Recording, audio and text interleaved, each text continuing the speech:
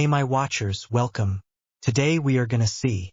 What if Harry Potter was Ice Dragon Slayer? Harry was nearly out of breath. He's been running for nearly 2 hours.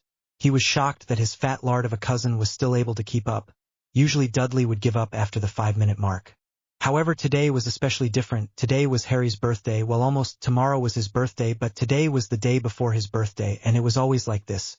Harry would have to run from his cousin, and his baboons he calls friend, from their game of Harry hunting.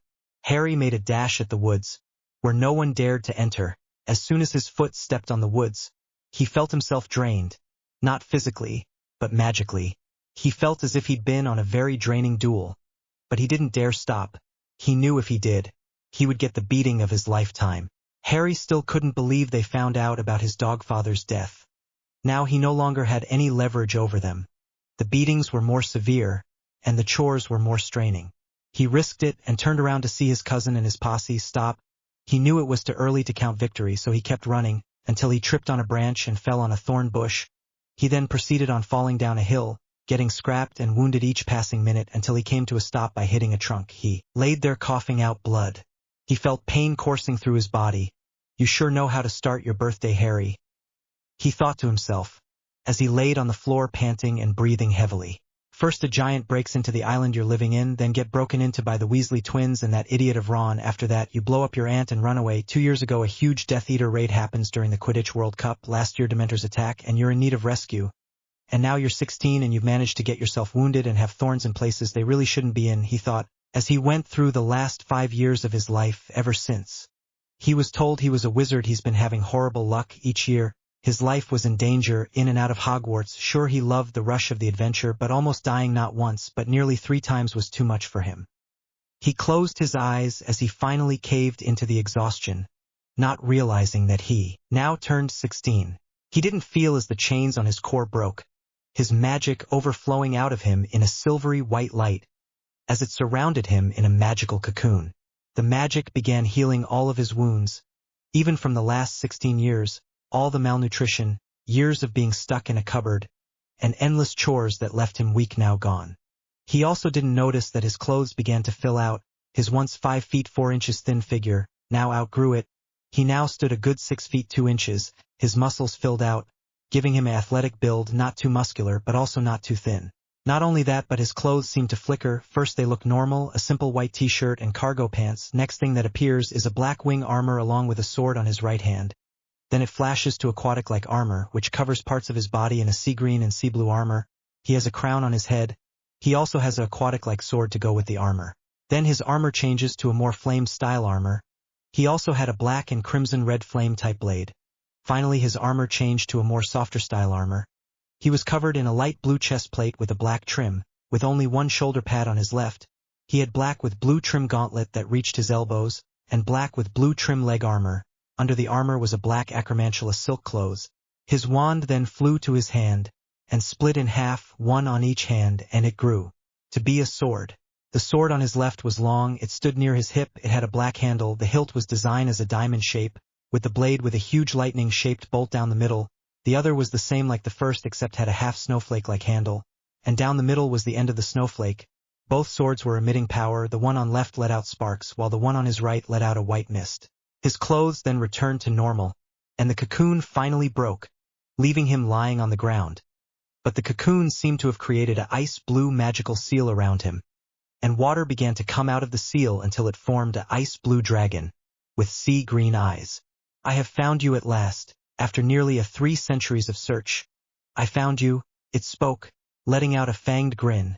Now I will transfer all my knowledge to you, and my strength. You will be the Dragon Slayer of Ice. Harry Evans.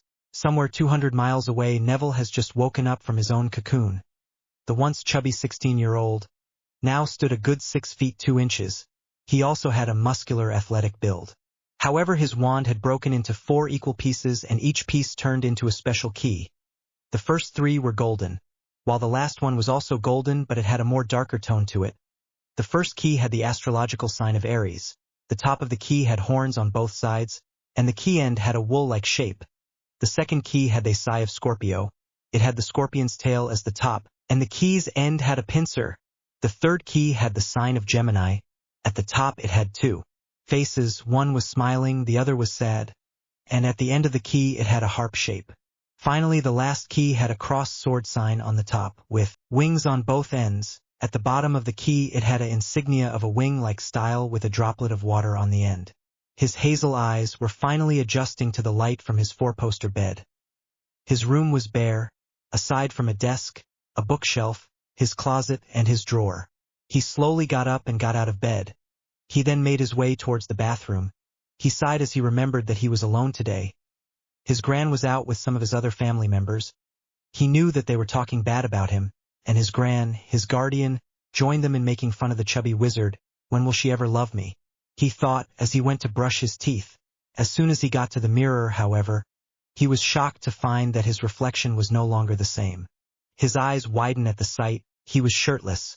Since he always slept shirtless, he noticed his well-toned muscle. He shook his head, thinking it was a dream. When he opened his eyes, everything was still the same. He then made his way to his room, and gasped as he saw that where his wand should be is. Now there are 4 keys. He made his way towards the keys. He slowly touched the keys and was hit with a sudden rush of magic, the likes of which he's never known. He felt his core shift, bringing him to his knees. He felt as though the keys were synchronizing with him. He felt as words came out of his mouth as soon as he grabbed the first key with the Aries sign. I am the person who connects the road to the stellar spirit world. Thou shalt respond to the calling and pass through the gate. He chanted, stretching his arm out with the key. A magical circle appeared in front of him. He brought the key down. Open the gate of the ram. Aries. He cried out. A golden mist came out of the circle, and formed into a young girl, with pink hair, small twisted horns on her head. She wore a white wool-like dress, covering the middle section of her body, and her arms. I'm sorry, she said, as she appeared. Her brown eyes looked around the room, before locking onto Neville's. She immediately shrieked and looked away blushing. Who are you? He asked. You called me master. I'm Aries, she replied, still turned away from him. Why aren't you looking at me? You don't have a shirt, she quickly replied. Neville looked down and gasped. He quickly made his way towards the drawer and grabbed a white shirt. You can look now. She turned around, still blushing slightly. She kept her hands together, and his legs shifted. All right, how did you come out of this key? I come from the celestial spirit world. We celestial spirits live there. We are only able to come to this world by you opening the gate, she replied softly. What do you mean opening the gate? He had a confused look on his face. But then he finally realized that the clothes the girl was wearing covered part of her chest, and only went down to her thighs. You're a celestial wizard. Wizards like you are able to open the gate and create a contract with us. And we obey your will. We will fight for you, she replied. I see. And how do I create this contract? He asks. You just ask us what days we can be summoned and follow that contract. If you die, then the contract is nullified, or you can break the contract at any time, she replied. Oh. What about you guys? Do you die? No. We're immortal. We feel pain like normal humans, but when we are destroyed, we only return back to the celestial world to recover, and you won't be able to summon us for a while. All right then, I think I got the whole thing of it. Oh, I'm Neville, by the way, Neville Longbottom, but you can call me Neville, he said, stretching out his hand. She looked at it for a minute before taking it. Nice to meet you. For the contract you can call on me anytime, she said. We are. Yep. He shouts out.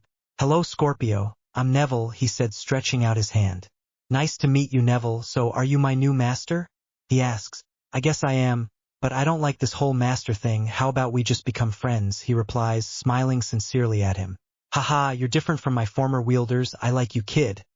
Well, you can call on me anytime you want, but if you come across the wielder of Aquarius, call on me. I haven't seen my girlfriend in a long time, even when we go back to the spirit world. The one in which I am right now seems to be separate from the main world, he replies. I'll see what I can do, Scorpio. Thank you again for helping me out. Oh, I couldn't ask Aries, but, do you know what key this is? He asked, grabbing the special key that was on the table. Oh ho! That's a very special key, kid.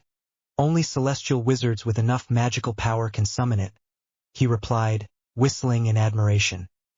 I thought celestial spirits were, alive? He asked. They are, although there are 4 special keys, they are known as the shadow keys. They open the gate to the very core of the celestial world. In there a secret gate which holds the most power weapons. No one in over 300 years has been able to open the gate, not even the king, and you have one of them. It's the key to the water and wind twin blades, Aqua Tempest, the fire bow, Overheat, the earth axe, Terra, and the ice spear, Glacier, he said. As they state, they represent the 5 elements, fire, water, wind, earth, and ice. They are opened differently than the others, and I don't know how to open them. We're hardly told how to. Just know that they are very powerful and very dangerous, so please use them as a last resort, he pleaded. Harry awoke with a start. He quickly regretted it, as he flinched. He grabbed onto a tree, but it suddenly crushed under his palm.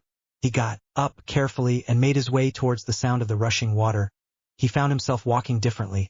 He was used to not being able to walk around in the dark, and almost constantly hit himself with something around, but so far he's been able to maneuver his way around the branches and the roots.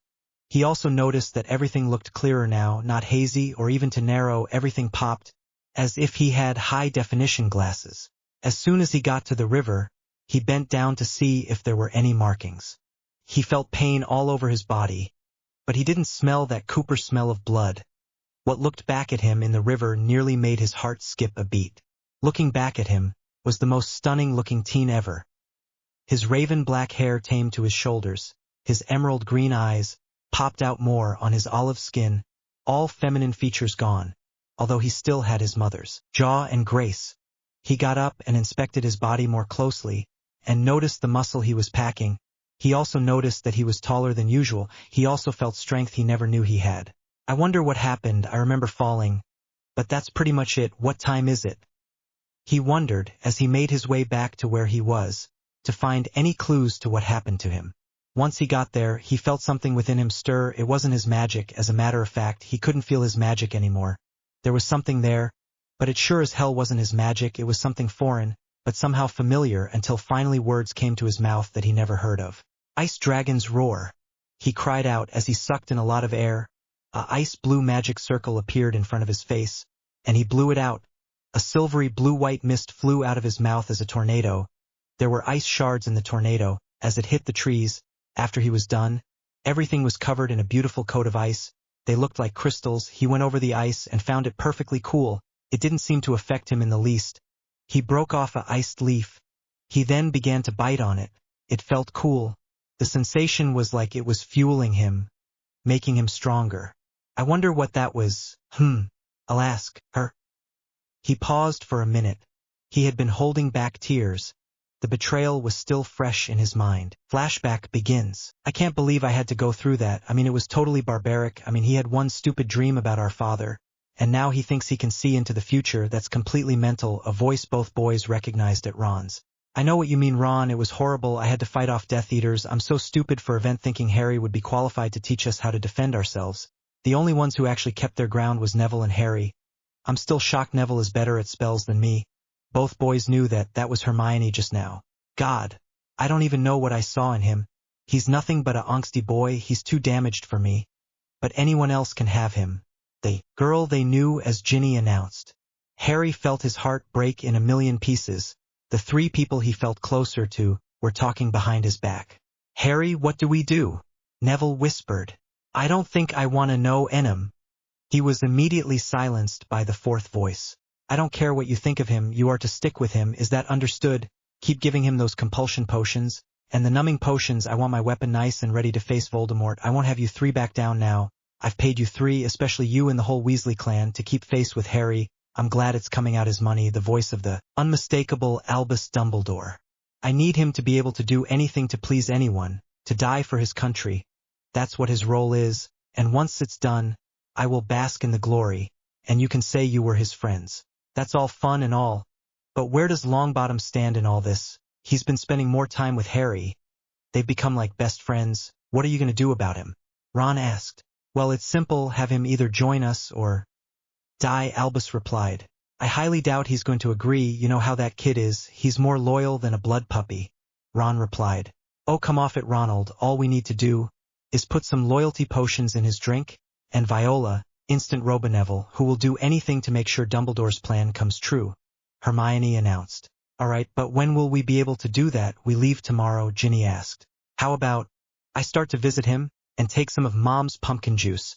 Mom's been adding potions to her drinks to make the family loyal to you, but we don't need it. All we need is the money, Ron suggested. That's brilliant, so it's agreed? Hermione said. Harry and Neville couldn't handle it anymore. They ran from there, tears streaming from their faces, their hearts filled with betrayal.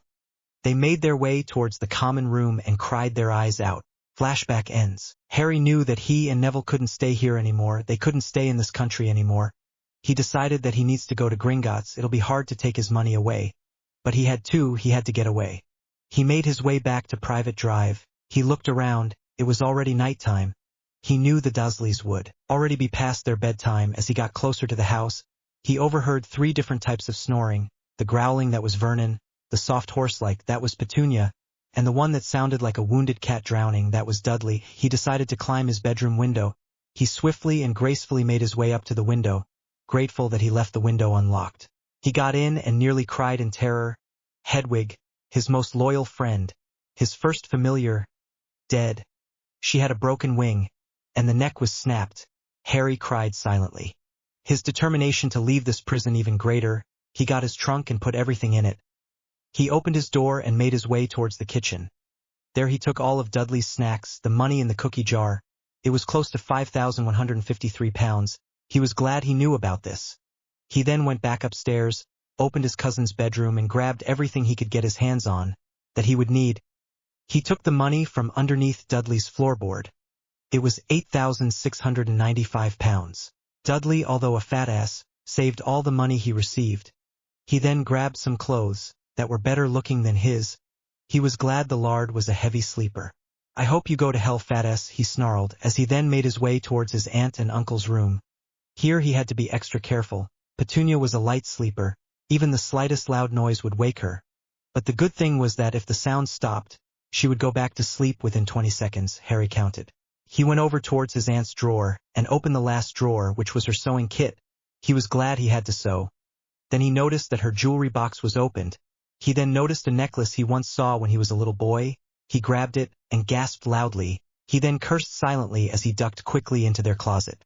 He watched as Petunia got up and looked around, and in exactly 20 seconds she went back to sleep. He then remembered the money Vernon kept in his underwear drawer for his lady friends. Oh yes, Harry knew that Vernon paid to have night walkers in the house. He was always there. Vernon would forget that and take the woman to his room. He grabbed the £2,545 and made his way back his room. Do you guys like? There will be a battle, but it won't end like you think. So just please, laughing face. I'm really glad many of you enjoy this story. I was a bit nervous, but I'm actually glad I posted this, too. As Harry arrived to the leaky cauldron, he noticed that everyone was looking at him differently. There was more fear in their eyes than before. Is something wrong, Tom? He asked the bartender, who looked at him wearily. Everyone is just shocked at your new look. You're exerting more power than they ever dreamed of, and it's not the kind of magic we know. It's more ancient and more powerful. They are just worried you might be turning into the darker arts of the magics, he replied. Don't worry, Tom, I wouldn't turn evil no matter what. I'm going to continue to be the same Harry. Now I just want a room for the remainder of summer, and don't worry about the costs. I'll cover everything, he said. Well, I'm going to go to Gringotts. Got some things I need to work out, he said, as he left and opened the path towards Diagon Alley. He quickly made his way towards Gringotts, making sure none of the Weasleys saw him. But as luck would have it, he ran into Ron, Ginny, and Molly. Oh, sweetie, look at you, you've changed so much. What are you doing here all alone? You know you should be with the Dursleys. The wards there can keep you safe, although I would also like it if you came home with us. But you know how Dumbledore is, she said, smiling brightly at him. That would brighten anyone's day. But it just made Harry want to gag. Hey, Harry! A voice called out. Everyone turned to see Neville making his way towards them. He was wearing a black shirt, blue jeans, and black sneakers. Neville, is that you? Harry gasped. Ginny just couldn't keep her eyes off of Harry. The shirt he was wearing left nothing to the imagination. She felt herself get wet from just looking at him. She also noticed a bump in his pants. She nearly let out a sigh right there. Ron found himself unable to look away from Harry, especially the bump in his pants. He hated that he found himself ogling the idiot. He was jealous of Harry. He hated that he had all this money, yet he never gave some away. I wonder how he would look like squirming beneath me, screaming my name as I please him, he thought. Yeah, I know I changed a lot, so how are you, Harry?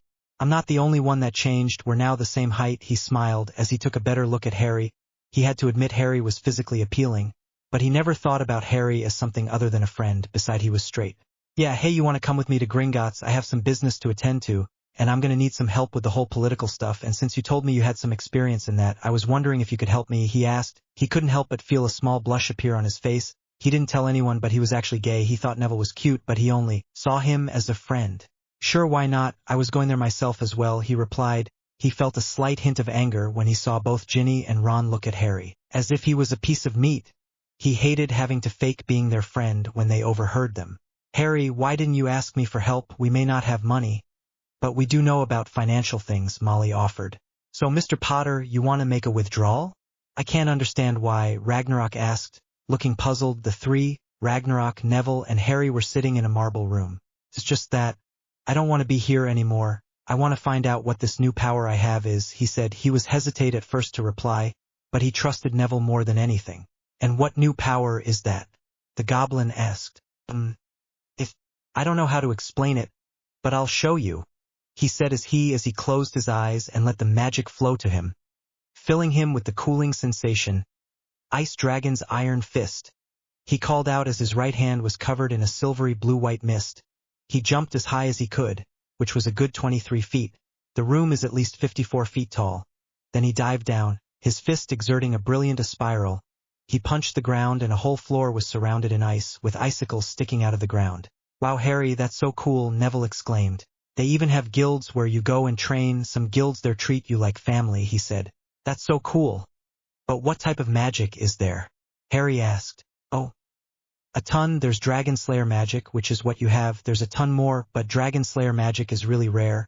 But then there's celestial wizards, which use special keys to summon celestial spirits from the celestial world, he said. You mean like these? Neville took out his keychain, showing the 4 keys he had. Yes.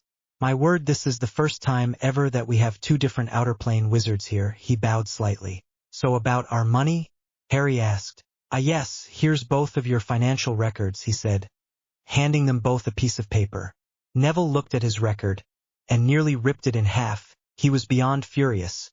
They were taking his parents' money, their hard-earned cash. Financial record of Neville Longbottom net profit, 15,264,244 trust, 2,546,468 withdrawal. Augustus Longbottom, 2,542 reasons. To purchase school supplies, Molly Weasley, 23,210 reason. With Neville signed approval, Ronald Weasley, 210,221 reason. With Neville signed approval, Albus Dumbledore, 14,253,564 reason.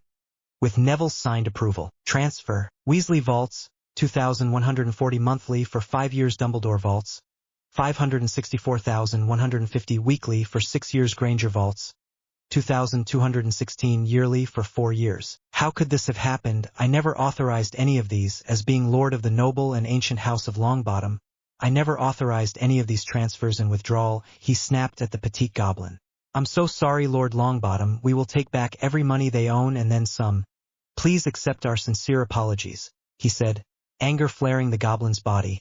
How dare they pull one over our noses? There will be hell to pay, he thought. Harry was even more furious. He wasn't furious. Oh no, he was livid. Those bastards took what he had. He wasn't told that he had more money other than his trust vault. Financial record of Harrison James Potter. Net profit, 23,515,264,244. Trust, 289,546,468. Withdrawal, Molly Weasley, 52,658. Reason. To purchase school supplies, Ron Weasley, 12,552. Reason. With Harry's signed approval, Hermione Granger, 10,522. Reason. With Harry's signed approval, Albus Dumbledore, 212,599,448. Reason. Trust fund deposit transfer, Weasley Vaults, 52,445, yearly for 11 years. Granger Vaults, 12,552, yearly for 5 years. Dumbledore Vaults, 2,541,553, yearly for 16 years. This can't be true. I never agreed to anything, I never got any of this money. Nor did I sign anything, Harry said. Sure. What about you, Harry?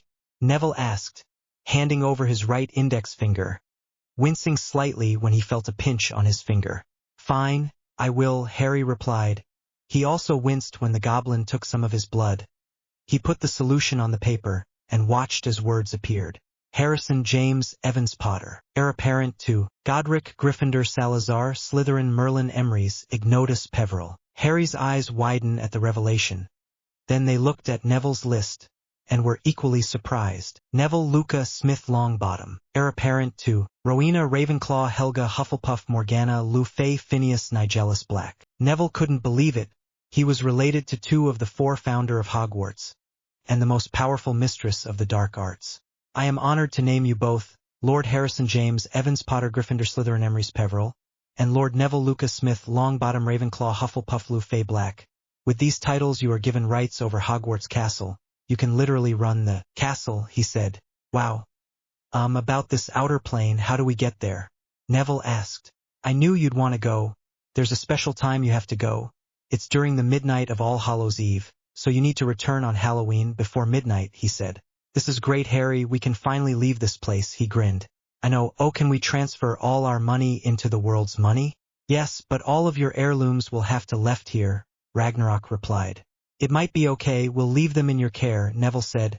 Thank you, Ragnarok, we shall see you soon, he said as they waved leaving the bank. They stopped when they were ambushed by the Weasley gang, Hermione and Albus waiting for them outside. Harry, Neville, what are you 2 doing here? He asked, smiling with a glint in his eyes that annoyed both boys. We had some loose ends to deal with, that's all, Professor, Harry replied. Yes. We did, so now we're going to my house, my gran wants to meet him, Neville lied, although it seemed to have come naturally to him. But, Harry, you have to go back to the Dursleys. You need to be under the protection of the wards from your mother, Dumbledore replied. I'm sorry, but I have seen the claws on those wards, they've been made so that they continue to protect me.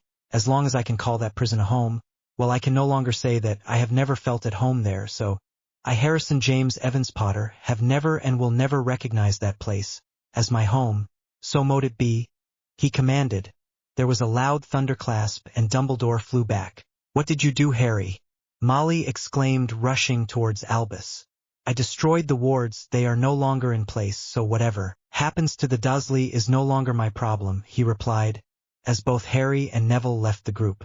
Neville and Harry both went to King Cross Station with 2 trunks. One was their normal school supplies, the other was all the clothes they had, and all the book they got their hands on from the bookstore. He's coming, I told him we were going to end this before Halloween and he seemed okay with it, so on the dinner before All Hallows Eve, he's going to come to the room of requirement, and everything will be over in the Grand Hall, he said. Cool. I can't wait, Harry. I want to leave this place now. I can't stand knowing that we were betrayed. You more than me, he sighed. I know, Neville, but we were, and we can't change it, I just hope everything goes as planned, he hoped. It will, besides, you have me and my celestial spirits to help you out, he assured him. I'm glad. Quickly get under my invisibility cloak, Ginny, Ron, and Hermione are coming this way. He took out his cloak and they both climbed up to the top and shrunk their other trunks and made sure that the cloak completely covered them. As they saw Ron, Ginny, and Hermione all walk into the compartment. Not here either, where is he at? Hermione cursed, anger showing in her eyes. God, Ronald, you'd a dog. In fact, I still have the pictures of you, Hagrid's dog, Ginny smirked. Oh God, Ronald. That's so gross. Hermione looked at him with a disgusting face. Yeah. Well, at least I'm not a slut, Ron retorted, burning red. I'm not a slut, Ron. I go out with guys who I think will give me all my needs, she replied. Yeah, I still can't believe you went out with Seamus. He was all over you, he growled. Hey, I actually happen to have genuinely liked him. He was the sweetest boy ever. Until you had to ruin it, Ronald. You told him something. And ever since then, he's been avoiding me like the plague, she huffed. Whatever, back to the topic at hand, we need to keep a better eye on Harry. He seemed to have left the Dursleys. And now he's becoming more independent. Ginny changed the subject. I know, you should have seen what he did to Albus. He cancelled the wards to the Dursleys. He sent him flying back. I heard that the Dursleys died. Serves them right for trying to hog all of Harry's money from us. Ron grinned. Yeah, but now we won't be able to stop you-know-who from finding him and convincing him to join him, Hermione said. Whatever Ron, Hermione, do you have the loyalty potion for Neville? Ginny asked. Hermione took out a small vial of clear liquid. I go it, just one drop on Neville's drink, and he'll be loyal to Dumbledore. Like a puppy to its master, Hermione smirked. Good, now all we have to do is make sure that he drinks it. We need to start during the opening ceremony, Ginny said. Are you sure you want to do this, my lord? Bellatrix asked. Strike, Voldemort announced. He had short black hair and blood-red eyes. But how will we do this, my lord? Lucius asked. We will strike when they least expect it, when they are the most vulnerable. We will strike. During a live event, we will show them that they have no need to fear me. We will make the Order and that conniving old fool stay in the sanctuary that is Hogwarts, and then just as Harry planned, we will invade them, he said. Everyone cheered. Now I've told you before, I do not want you to spill the blood of the children. We all know that they have no part in this twisted plan, so please refrain from attacking them. The adults, however, are free game, with the exception of Severus and Minerva. She may be a Gryffindor, but she has cared more for me in my years in that school than anyone else, and for that she has my respect. People say I fear Dumbledore, but it's a lie. We must fear that women. She truly can be evil if the life of her students are threatened. He shivered as he remembered the glare she gave him when Myrtle died. They say that there is no greater gift than a mother's love, but no bigger pain than the loss of a child, which is why I command you to make sure that the children are not harmed, he said. Yes, my lord, they all said in reply. Now to how we will execute the plan. We need to do 3 things for us to overthrow the whole ministry. We must kill all the Wisengamot members, so everything can be just kill Fudge and that old toad Umbridge. We need to make sure that everything goes according to plan. He sighed as he looked at all of his members. He was beginning to think that this war would go on forever, but that letter from Harry has given him a hope that a new and better era will begin. This took me a while to write. I had a few difficulties, but I really hope you all enjoy this chapter. Please leave any comments or questions you have, and any flames will be ignored and not accepted. I only accept any advices on how to better the story, or what I did wrong, but please no flaming. Tempest Flare 52. Chibi Kitty. Thank you very much for your reply, and I also like the friendship between the two. I was originally going to pair them together, but I decided against it since, well, I really don't see them like that. I mean, I know that there are people who like that /pairing, but it's not my cup of tea, and I also can't wait to show you how they get to Fiore. Phoenix Fire 2552. I edited it. I'm sorry about that. I didn't think this through, and then I looked over it, and you were right, so again sorry about that. I'm sorry to say that along with Sirius' death, Luna also died. I will post a chapter on it next time, where the truth behind the whole battle will be revealed. It will also reveal Voldemort's true intentions. So please look forward to it. Ice Dragon Slayer 3. Harry was looking around the room. He was now alone. Well, at least until he had to go back to his dorm. It's been a week since school started, and he's been averting the 3 traitors, but for some reason they just keep trying to get near him. He's been spending more time with everyone else except those 3. He found out that Ron told Seamus that Hermione was actually sleeping with a Slytherin. Harry nearly snapped Ron's neck right there in potions class. He also found out that the others were actually threatened by Ron to keep their distance away from him. I just want to rip him apart, he thought. He was too deep in thought that he didn't notice that someone was coming in, until he felt someone tap his shoulder. He quickly equipped a simple dagger, spun around and almost jammed the dagger at the person. He was able to dodge it quickly. His eyes widened when he saw Neville looking at him with a sheepish grin. Watch it, Harry, Neville joked. Neville, God, you nearly scared me to death. He let out a sigh. Me? You almost shanked me. I should be pissing my pants. Neville replied. Sorry about that. So what are you doing here? I mean, not that I'm not happy to see you, but, he said hesitantly. I know, but I've been having dream about her, he replied. Looking at the floor, he looked much older than 16. I have them too. I know how you feel, Nev. We both lost someone important to us, he replied, looking somber at the ceiling. If only I had been able to stop her in time. She would still be here, giving us those damn advices. He sniffled as a few tears began to fall. You couldn't have done anything, Nev. They would have gotten you too. This is all my fault. If I didn't agree to bring you two with me, none of this would have mattered. If only I perfected my Eclumens in time, she would still be alive. He whispered the last part as tears began to flow down his face. Neville's eyes softened as he moved to embrace Harry in a tight hug, as Harry buried his face into Neville's broad chest and let the tears he's been holding fall, clutching onto Neville as if he was going to slip away. Hey, Harry? It's not your fault, you didn't know of the connection. We never would have thought that it might have been a trap, he said, while trying to comfort him. But he was shocked. The strong chosen one was broken and crying as if he's never cried before.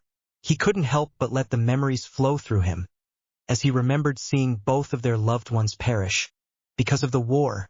/flashback/ They were looking around the Department of Mysteries before being surrounded by Death Eaters. I don't think so, Malfoy. What does Voldemort want with it? He demanded. You dare speak his name? You filthy half-blood, Bellatrix exclaims. She looks a bit worse for wear, and she had this aura of insanity around her. They didn't see the dark mark on her forearm glowing blue. All the Death Eaters were under a spell. Their minds were trapped within their Occlumen's shield, allowing them to be controlled by revulsion potions. Yes, I dare. And you won't have this as long as I'm alive, Harry replied. He didn't see the bored look on Ron's face. Now, he cried out, and the 6 of them sent out stunning spells, sending a few flying back. They then began to run and fight along the way. They reached a door and fell through it. Hermione cast a spell and they stopped just a few inches off the ground. Luna looked around and noticed the veil. Everyone be wary of that gateway. If you get trapped in it, it'll be your one-way ticket to death. She cautioned them. Come on, let's hurry, Harry said, as they made their way around the archway. But then they were surrounded by a series of black mist. Once it was clear, Harry looked around and saw all of his friends taken hostage by the remaining Death Eaters. Lucius was the only one in front of him. Hand it over, Potter, he demanded, raising his hand and motioning him on the clear blue crystal ball. Don't give it to him, Harry, Neville cried out, only to be pulled by his hair by Bellatrix, while holding her wand at his throat. Before Harry could do anything, a series of white lights appeared, and the sounds of popping flooded the room. Each light landed on a boulder, or on the ground, revealing to be the Order of the Phoenix. Get the hell away from my godson, Sirius said, before punching him in the jaw, causing Lucius to fall and break the sphere. Then, things got rowdy. Many Death Eaters and Order members began to fight each other. Please be careful, everyone, he thought. Spells were flying back and forth, many Death Eaters being hit with random spells, while sending out Cruciatus and killing curses everywhere. Harry, listen to me, I want you to take the others and get out of here, Sirius told him. I'm sorry, Siri, I don't think I can do that. I have something to do, Harry replied, as he ran towards the door that just appeared. Harry, he calls out to him but has to deflect spells. Sorry about this, Sirius. I have to help my friends, Harry muttered as he made his way towards the door. But suddenly he heard someone scream. He turned to see Luna get hit with a Cruciatus, trying to protect Neville. Luna, Neville called out. He began firing spells back at the Death Eater. Luna, Harry cried out. He began to rush to where they were, but was stopped by Lucius and another Death Eater. You're going to pay for this, Potter, Lucius said. As he raised his wand, they began to battle each other, Sirius joining in the fight after a while. They kept shooting spells back and forth, Harry taking a few chances to glance over at Luna, who was being defended by Remus, Tonks, and Neville. Enough of this, Harry snarled. Avis! He made a M movement from left to right and conjured 100 birds. A pungno! He cried out, pointing his wand at the man next Lucius. Incendio! He shot a series of fire from his wand that hit the birds and they caught fire, which made their destructive force much greater. They looked like flamed arrows. They reached their destination, causing the man to scream out in extreme pain, resulting in shocked looks on both Sirius and Lucius. Nice one, James. Sirius smirked. Harry never felt such anger in his life. He didn't want to be known as James. He was Harry Potter, not the boy who lived, not the chosen one, not even James Potter. He was Harry Potter. Before he could retaliate, Sirius disarmed Lucius and sent him flying back. Just then 2 Death Eaters appeared. Avada Kedavra! They shouted. Before Harry could even react, he felt someone push him away, just in time for the sickly green light to hit their targets. Except, Harry wasn't hit. He looked up from the ground, and saw the light hit Luna in the chest, her eyes slowly losing its light, as the life began to fade from her. Goodbye, Harry Potter, she muttered, offering him a small smile, before she fell into the veil, along with Sirius. Time stood still for a minute. Harry's mind trying to recall what just happened.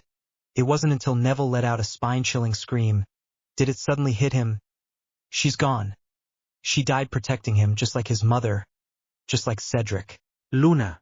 Neville cried out, falling onto his knees, tears streaming from his cheek. No. No. Harry shook his head. He noticed that Luna was still falling. He tried to reach out to her, but he felt a pair of hands stop him. Let me go. I have to get her, he cried out, struggling to break free from the person's bind. They're gone, Harry. They're gone. A voice he now knew belonged to Remus told him. No. They? No, no. He cried out, his magic getting out of control. Everyone backed away from him. But they also noticed that Neville's magic was also getting out of control, lashing out at everything and everyone in their way. They were reacting to each other, as if they were trying to comfort each other. Harry's magic was emitting a whitish-blue mist, covering everything in ice.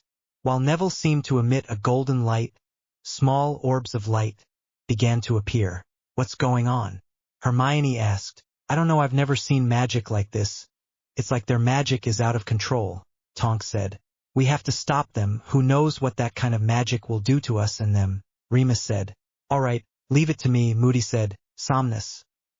He slammed his staff down and 2 white lights shot out of the end of his staff and they shot at both boys, causing them to fall to sleep. /flashback end/. It's okay, Harry. Don't beat yourself up. She protected you, Neville said. Me too, come on, let's go. Class will start in 10 minutes. Besides, All Hallows Eve is in 3 days. We're gonna have to tie up a few loose ends, he said. As they left the room, no one was around to see them. I know. Oh, I have a letter from Ragnarok. He told me that from the information he obtained from the outer plane, he told us we might want to change our names, or at least our last name. He also said that he had a few goblins check which guild might be good for us, he said. That's great. I can't wait until Halloween, Neville said, as they made their way to class. Tom was making his way through the ministry, a group of Aurors on the ground, some dead and some just knocked out. Many wizards with their wands out, aiming them at him. Arthur, Percy, and Bill, who was visiting, somehow didn't have their wands out. Fudge was cowering behind 3 Aurors, trying to look brave, but his eyes gave him away. They were filled with fear and dread. Umbridge, on the other hand, was furious. How dare you enter the ministry? You will drop your wand and surrender yourself at once, she shrieked. Tom flinched at the voice of the woman. Shut up, you frog-faced bitch, he snarled. She flinched but quickly recovered. Do you know who I am? I am Senior Undersecretary Dolores. I always knew she was nothing but a pile of air. Tom sneered. He then looked at the rest of the wizards. Peace, everyone, as hard as this may sound. I do not wish you any harm, but I will if I have to. Now, if you do as I say, this will go smoothly. If not, well, it won't be pretty, he stated. What do you want? Fudge growled. He lost the only supporter he had, who he knew would get him to become minister once more. I want your head on a platter, but I will do with your death, he replied. Avada Kedavra. He raised his wand, and a green light shot out of his wand, and hit Fudge on the chest. Now, that's done. I want to meet with Madam Bones, please. Amelia Bones, a just and well-respected woman, walked up to him, regardless of the attempts to stop her by the Aurors. Why do you need to see me? If I may ask. I merely wish to congratulate you in becoming the next Ministress of Magic. He bowed slightly, causing her eyes to widen. What do you mean? She asked. I am saying you are the Ministress of Magic, and as such I will have all my discussions about our children's future with you, as well as the future of our community, he said simply. Okay. What's the catch? I am simpler than you all think, and you can write this down, Miss Skeeter. The woman flinched at the mention of her name, but quickly got out her quill and notepad. She made sure to write everything down as it happened. She didn't want to die. I figured out one thing. Just one thing while being in that godforsaken school with that man. You find a cause and you serve it, allowing the wizarding world to be more free and more open. That was it for me. So you us to trust you because you killed some people and tried to reveal our world to muggles? Madam Bones said. I'm talking cause, lady, as in a reason to wake up and smell the roses, he said in annoyance. I want this world to no longer hide in fear. The cause for me currently is to no longer hide in fear or be manipulated by Dumbledore. And I know you think that old fart is a saint, but he's anything but. I will provide you with the memories, and with the knowledge of one thing that you need to know. You like the reference to supernatural. I love that show, and that is? She asked. I have created 3 Horcrux, one is my Nagini, the other is my family ring, and the last one is already destroyed, which was Harry Potter, he announced. Everyone gasped. What? Don't worry, they're already back in me, but I digress. I will tell you my plan, Amelia. Then you can choose if you want to believe me or not. He gestured to the minister's old office. Fine. Everyone stand down, people began to argue. Stand down. She growled, letting out a huge force of magical energy.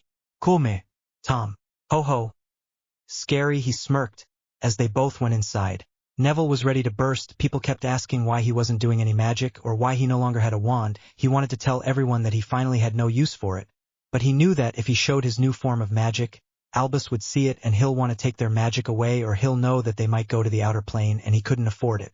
So he spent most of his time attending potions class, herbology class, rune class, and a music class, along with Harry, much to Hermione and Ron's dismay. I don't care about that stupid job anymore. I have better things to do. If you'll excuse me, I have to go. I need to ask my runes professor a few questions. Come on, Neville, Harry said, trying to pass by, but Ginny reached them and grabbed Harry's arm. Wait, Harry. I was thinking we could have a talk about something. Alone, she said, trying to sound bashful, but she just sounded annoyed. Sorry, I have to go. I don't have time for mindless chit-chat, he said coldly. Hey, that's my sister you're talking to, Harry. I thought you liked her and all that. Ron snapped at him. What the gave you the idea that I liked your sister? She's not my type, he replied, glaring at them. But I thought we were meant to be? Ginny asked, shock registering in her face. No, you thought about that. Harry said you're not his type, and he told you, Ronald, that we have something to discuss without runes, Professor, Neville said. By this time there was a small crowd. Off, Neville, no one asked you anything. Besides, this is between me and my best mate, Ron stated smugly. I am not your best mate anymore, Ronald. Now get thee out of my way, he snarled, and they walked away, leaving a stunned Ron and Ginny, along with a stunned group of students. So what do you want to talk to me about? Professor Babbling asked, as she saw Neville and Harry walk up to her. All right, Granger, that's 60 points from Gryffindor, for trying to eavesdrop in other people's conversation, she said. She flicked her wrist and Hermione was sent back, and the door closed in front of her face. How dare she? Albus will hear of this, Hermione growled. All her life she's been number 1 in everything. Now Harry and Neville were top of the class in all of the classes they attended. Even in a class as hard as ancient runes, it came natural to them. So what do you want to talk about? She asked again. We want to know if there is a type of magic that will allow us to take in all of the knowledge from something. It's just that this might be our last year here and we don't want to know anything once we leave, Harry said. Oh, I see, thinking about going to the outer planes? She gave them a knowing smile. Ch, how did you know? Neville asked. You two are the only ones that have that type of magic. She smiled, as raised her right hand, and a yellow light appeared all over her hand. Then it transformed into a Black Panther's front leg. Both boys were shocked. What is that? Harry asked. Wow. What do you mean caster-type magic? Neville asked. Well, there are tons of magic out there, but they are under 4. Ancient form of magic that was once thought lost, and finally there are uncategorized type magic which don't have their own category, she replied. So cool. Then do you know if you can help us? Harry asked. Yeah, it so happens I have another type of caster magic called Archive, in which I can take and store information into magical data which I can use whenever I desire.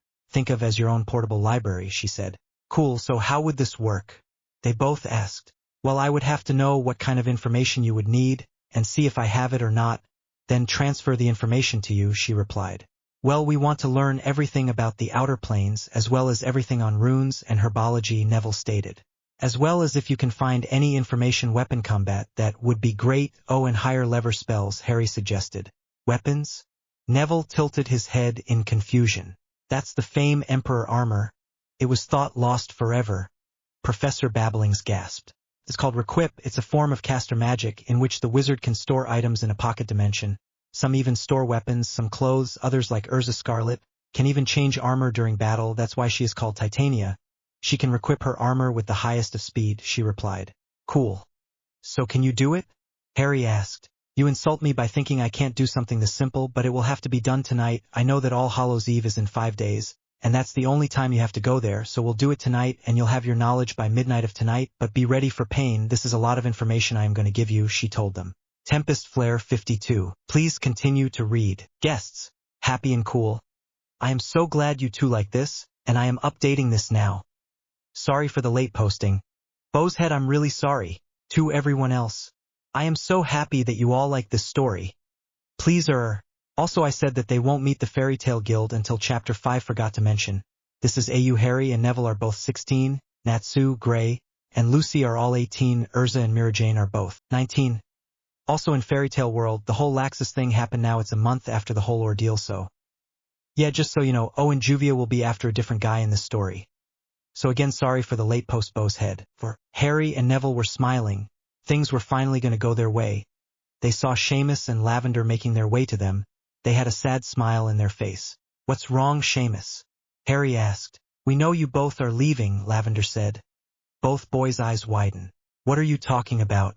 Neville asked. Don't play dumb, Neville, we may not know where you're going, but I do know that you guys are leaving. And we just wanted to know. When Seamus replied. Both boys looked at each other, both unable to say anything. Don't worry. We both swear on our magic not to tell anyone. They both said in unison. Taking out their wands, the air hummed with the sound of magic. Fine. We're leaving on All Hallows Eve before midnight, Harry replied. I knew it. Is that why you don't have your wands anymore? Lavender asked. Yeah, we'll miss the both of you, and I wish we could say we'll see each other again. Neville couldn't find the words to finish. But you need to leave.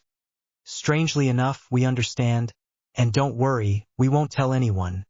But we'll miss you so much, and if you do find a way to let us know about you, then we'll be happy, Seamus said. And Harry, find yourself a cute boy, preferably someone who's hot, Lavender told him with a smirk. What? How did you? Who? What? Harry's eyes widen. You're lesbian? Neville stated. Well, yeah. Me and Susan are dating. Didn't you guys know? That's why we spend a lot more time together. And hold hands, she replied, as if it was obvious. We thought you were just great friends, Harry admitted. Well, anyways, you two, Neville, find a hot girl, someone that will get the whole talking to plants things, Seamus smirked. Yeah. Well, we have to go.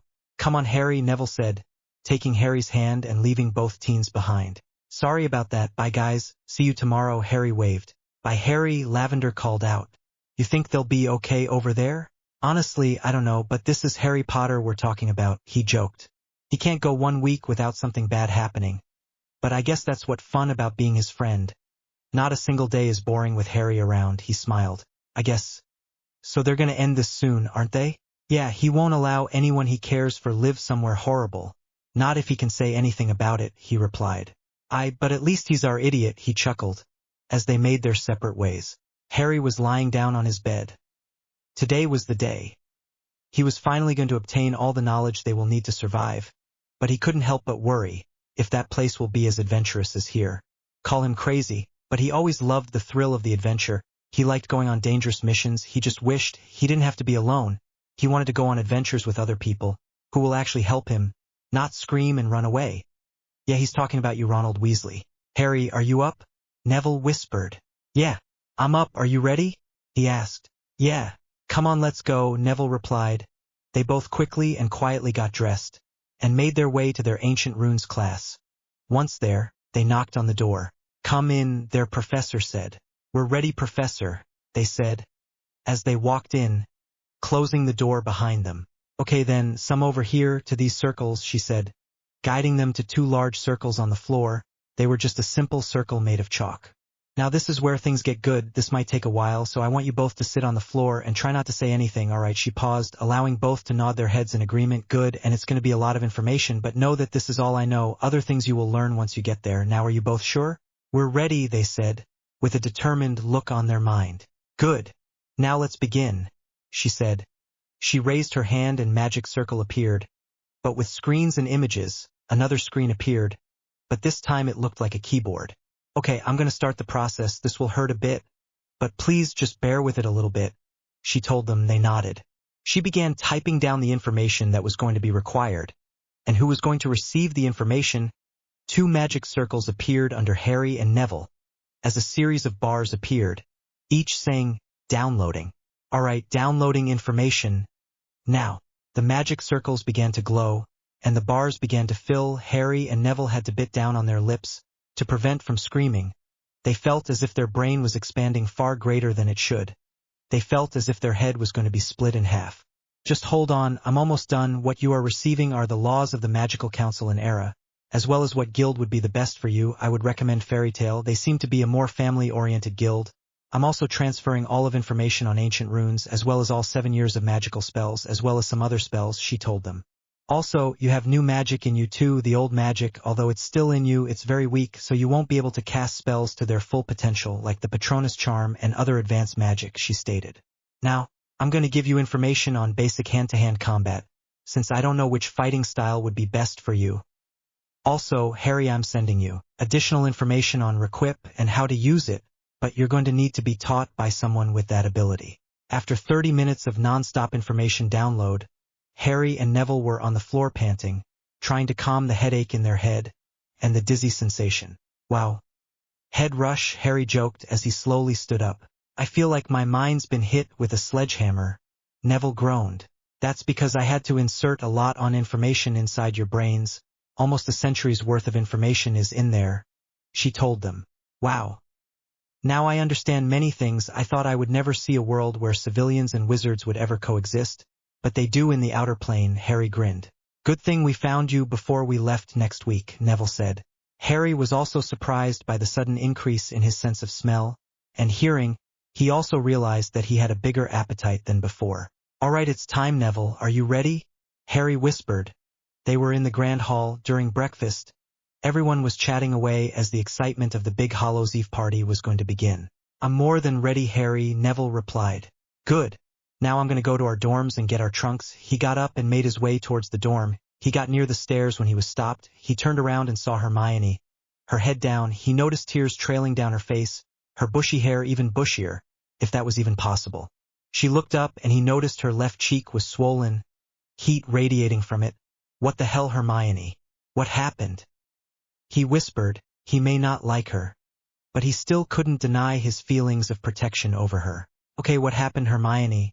Why are you apologizing?" he asked. "I'm a horrible friend, Harry. I've been stealing from you and spying on you. I'm so sorry," she said. "What are you talking about?" His eyes widened as he saw the pain in her eyes. "I was told by Dumbledore to be your friend and make sure you don't divert from your destiny. I was being paid by the money in your vault." She sniffed, wincing. "Why are you telling me this?" "Because I want to see you one last time before you leave," she told him. What are you?" His eyes widened, but Hermione just offered him a sad smile. "Although it wasn't real, I was your best friend, Harry. I see how you look at everyone. There's sadness in your eyes when you see Dean, Lavender, SS Seamus. It's like you won't see them again," she told him. "But who did that to you?" he asked. "I was punished for disobeying. I was told to find a way to find out what you were doing. I knew I couldn't keep doing this. I told Ron and Dee Dumbledore that I didn't want to do this anymore, and Ron, he told me that I needed to know my place." She cried some more. "Did he hit you?" His eyes widened. "Hermione? Why yes. He told me that a mudblood like me would only be good for one thing," she said. "He didn't, did he?" Rage building inside of him. "No. He was going to, but I used my wand against him and I was able to leave in time," she replied. "Okay, Hermione. I want your word that you aren't lying to me." "I, Hermione Jean Granger, swear on my magic that I have not lied to you through this entire discussion." "So mote it be." She held out her wand. The tip glowed, and there was a humming sound. "Okay. We'll go find Seamus. Tell him about this. Tell him the truth. He still cares about you. I'll forgive you, but we can't go back to what we were before," he told him. "Thank you, Harry. You really are a true friend," she said as she wiped the tears and left. Harry let out a sigh. He took off the spells and made his way up to the common room again.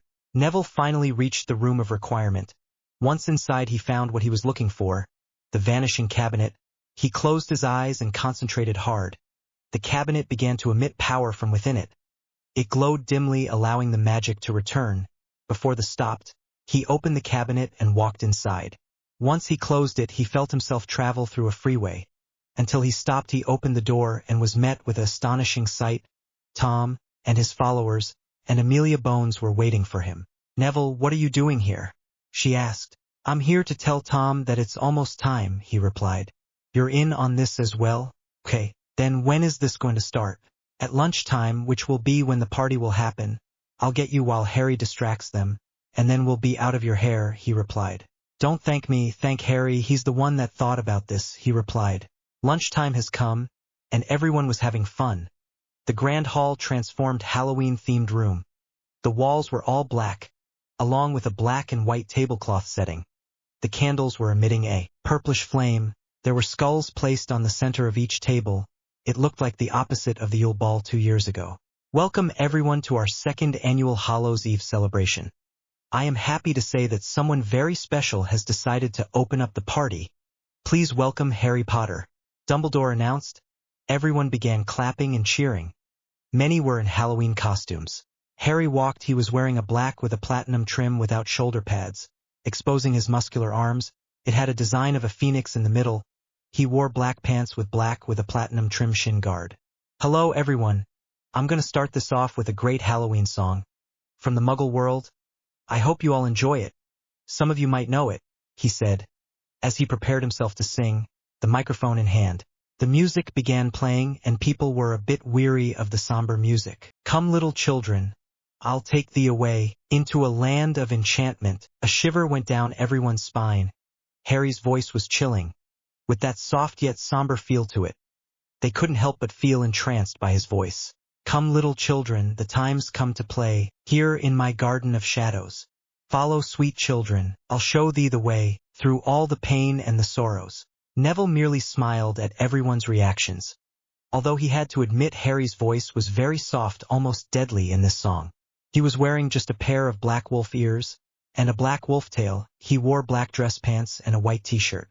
"Weep not, poor children, for life is this way, murdering beauty and passions. Hush now, dear children, it must be this way, to weary of life and deceptions. Rest now, my children, for soon we'll away into the calm and the quiet. Come little children, I'll take thee away into a land of enchantment. Come little children, the time's come to play, here in my garden of shadows." Way outside, making sure to not be seen, Neville made his way towards the room of requirement. Once inside, he saw a group of 6 Death Eaters, Narcissa Malfoy, Lucius Malfoy, and Bellatrix Lestrange in the mix. "Is it time?" Tom asked. "It's time, come on let's go. But first put on a glamour on yourself so as to not alert anyone," he said. "All right then, it's time to bring that man to justice," Amelia said, as she waved her wand around herself, and she changed into a blonde-haired, brown-eyed teenage girl. "I will savor this moment for all of my life," Tom said. He changed into a black-haired, black-eyed younger version of Severus, although with tan skin. "I can't wait to see my son again," Narcissa sighed. "Let's go. It's time to finish this once and for all," Neville said, as he led them all out of the room and into the grand hall. The party was getting great. Everyone was dancing, having a great time. Seamus and Hermione seemed to have made up, if them holding hands and kissing was any indication. While Ron was glaring daggers at Seamus, Ginny on the other hand was trying to flirt with every guy that passed her way, to make Harry jealous. Much to every boy's dismay, she would try and have them make out in front of Harry, but they didn't let her. "Okay, so this is my final performance, and I really do hope you all enjoy it as much as I enjoyed singing it. But this time I'll not only sing but play for you as well," he said as they brought the piano. He sat down and began playing, everyone shocked by the beauty of the song. "I've been believing in something so distant, as if I was human, and I've been denying this feeling of hopelessness in me. All the promises I made just to let you down. You believed in me, but I'm broken, I have nothing left. And all I feel is this cruel wanting we've been falling for all this time, and now I'm lost in paradise. As much as I'd like the past not to exist, it still does. And as much as I'd like to feel like I belong here, I'm just as scared as you. I have nothing left. And all I feel is this cruel wanting we've been falling for all this time, and now I'm lost in paradise. Run away, run away. One day we won't feel this pain anymore, take it all away. Shadows of you, 'cause they won't let me go until I have nothing left. And all I feel is this cruel wanting we've been falling for all this time, and now I'm lost in paradise alone. and lost in paradise. As soon as he hit the last note, the doors bang opened, putting out all of the lights. Everyone jumped and watched as Neville walked in with a group of people. Ah! Just in time, ladies and gentlemen, boys and girls, headmaster. May I present to you Tom Riddle? But you know him as Voldemort, he said. Everyone gasped. Then they stared in horror as the glamour wore off and Tom was standing there. Along with his Death Eaters, Amelia was on the sidelines watching everything unfold. "My lord," Snape said, going up to the man and kneeling in front of him, much to the shock of everyone. "Ah, Severus, my loyal friend. How have you been?" "I have been well, although I can't say the same for those idiots," he replied. "Oh, Sev, I do wish you would take that hideous disguise off. It's so filthy," Narcissa said. Severus merely smirked, something that didn't look good on him, and waved his arm in front of him. There no longer stood a greasy-haired, crooked-nosed potions master. He had shoulder-length ebony hair, smooth and tamed. His skin was still pale white, but it had that effortless glow to it. His nose was perfectly shaped. His eyes also changed. From their once onyx black, they now were crimson red, almost like blood. "Severus, what happened to you?" Dumbledore asked. He was the first to recover from the shock, although his eyes shone fear and shock. "I'm no longer Severus Snape. I am Severus Tobias Riddle, brother of Tom Riddle," he announced. "Okay, can we get to what you're actually, Tommy?" Harry asked. Tom sent a mocking glare at the boy, who shrugged. "Fine, go ahead." "Harry, my boy, what are you doing?" Albus asked, trying to get close to the boy. He needed to be within a 30-feet radius for his compulsion spell to work. Harry lifted his hand and a green magic seal appeared. A gust of wind sent the man flying. He would have severely gotten injured if Hagrid didn't catch him on time. "Like I said, I'm done trying to protect this pathetic place, with its backwards laws, and its ancient times. It's 2013, for Christ's sakes. Get with the program," he bellowed, causing many to flinch. "Harry, let's go get married, like we always wanted," Ginny said, trying to reach him. He did the same with Albus and sent her flying back. But this time no one was able to catch her. They actually didn't even try. I'd be sad. But it's Ginny. But she ended up falling with a thud. "You bastard."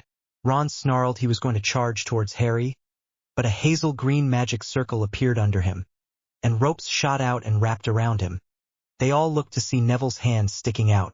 "I'm sorry, but no one messes with my brother," he snarled. He looked positively feral. He would look more threatening, but with what he had on he looked too cute. "Now back to the topic at hand. I want you all to know who you betrayed for so long. I am Lord Harrison James Evans Potter, Gryffindor, Slytherin, Emery's Peveril." He let it sink in. Everyone's mouth was open. "I own half of Hogwarts, and my dear brother here owns the other half. Say hello to Lord Neville Lucas Smith, Longbottom Ravenclaw Hufflepuff Lou Fay Black." "It's true, I do, and as we own this bitch, we have final say in everything," Neville said, making his way up the stage and stood next to Harry. They then turned towards Albus, who looked like he was put the fear of God into him. As heirs to 4 founders, they began. "I, Harry Potter, heir to the houses of Slytherin and Gryffindor," Harry said. "And I, Neville Longbottom, heir to the houses of Ravenclaw and Hufflepuff," Neville said. "Hereby strip you, Albus Dumbledore, of," they said in unison.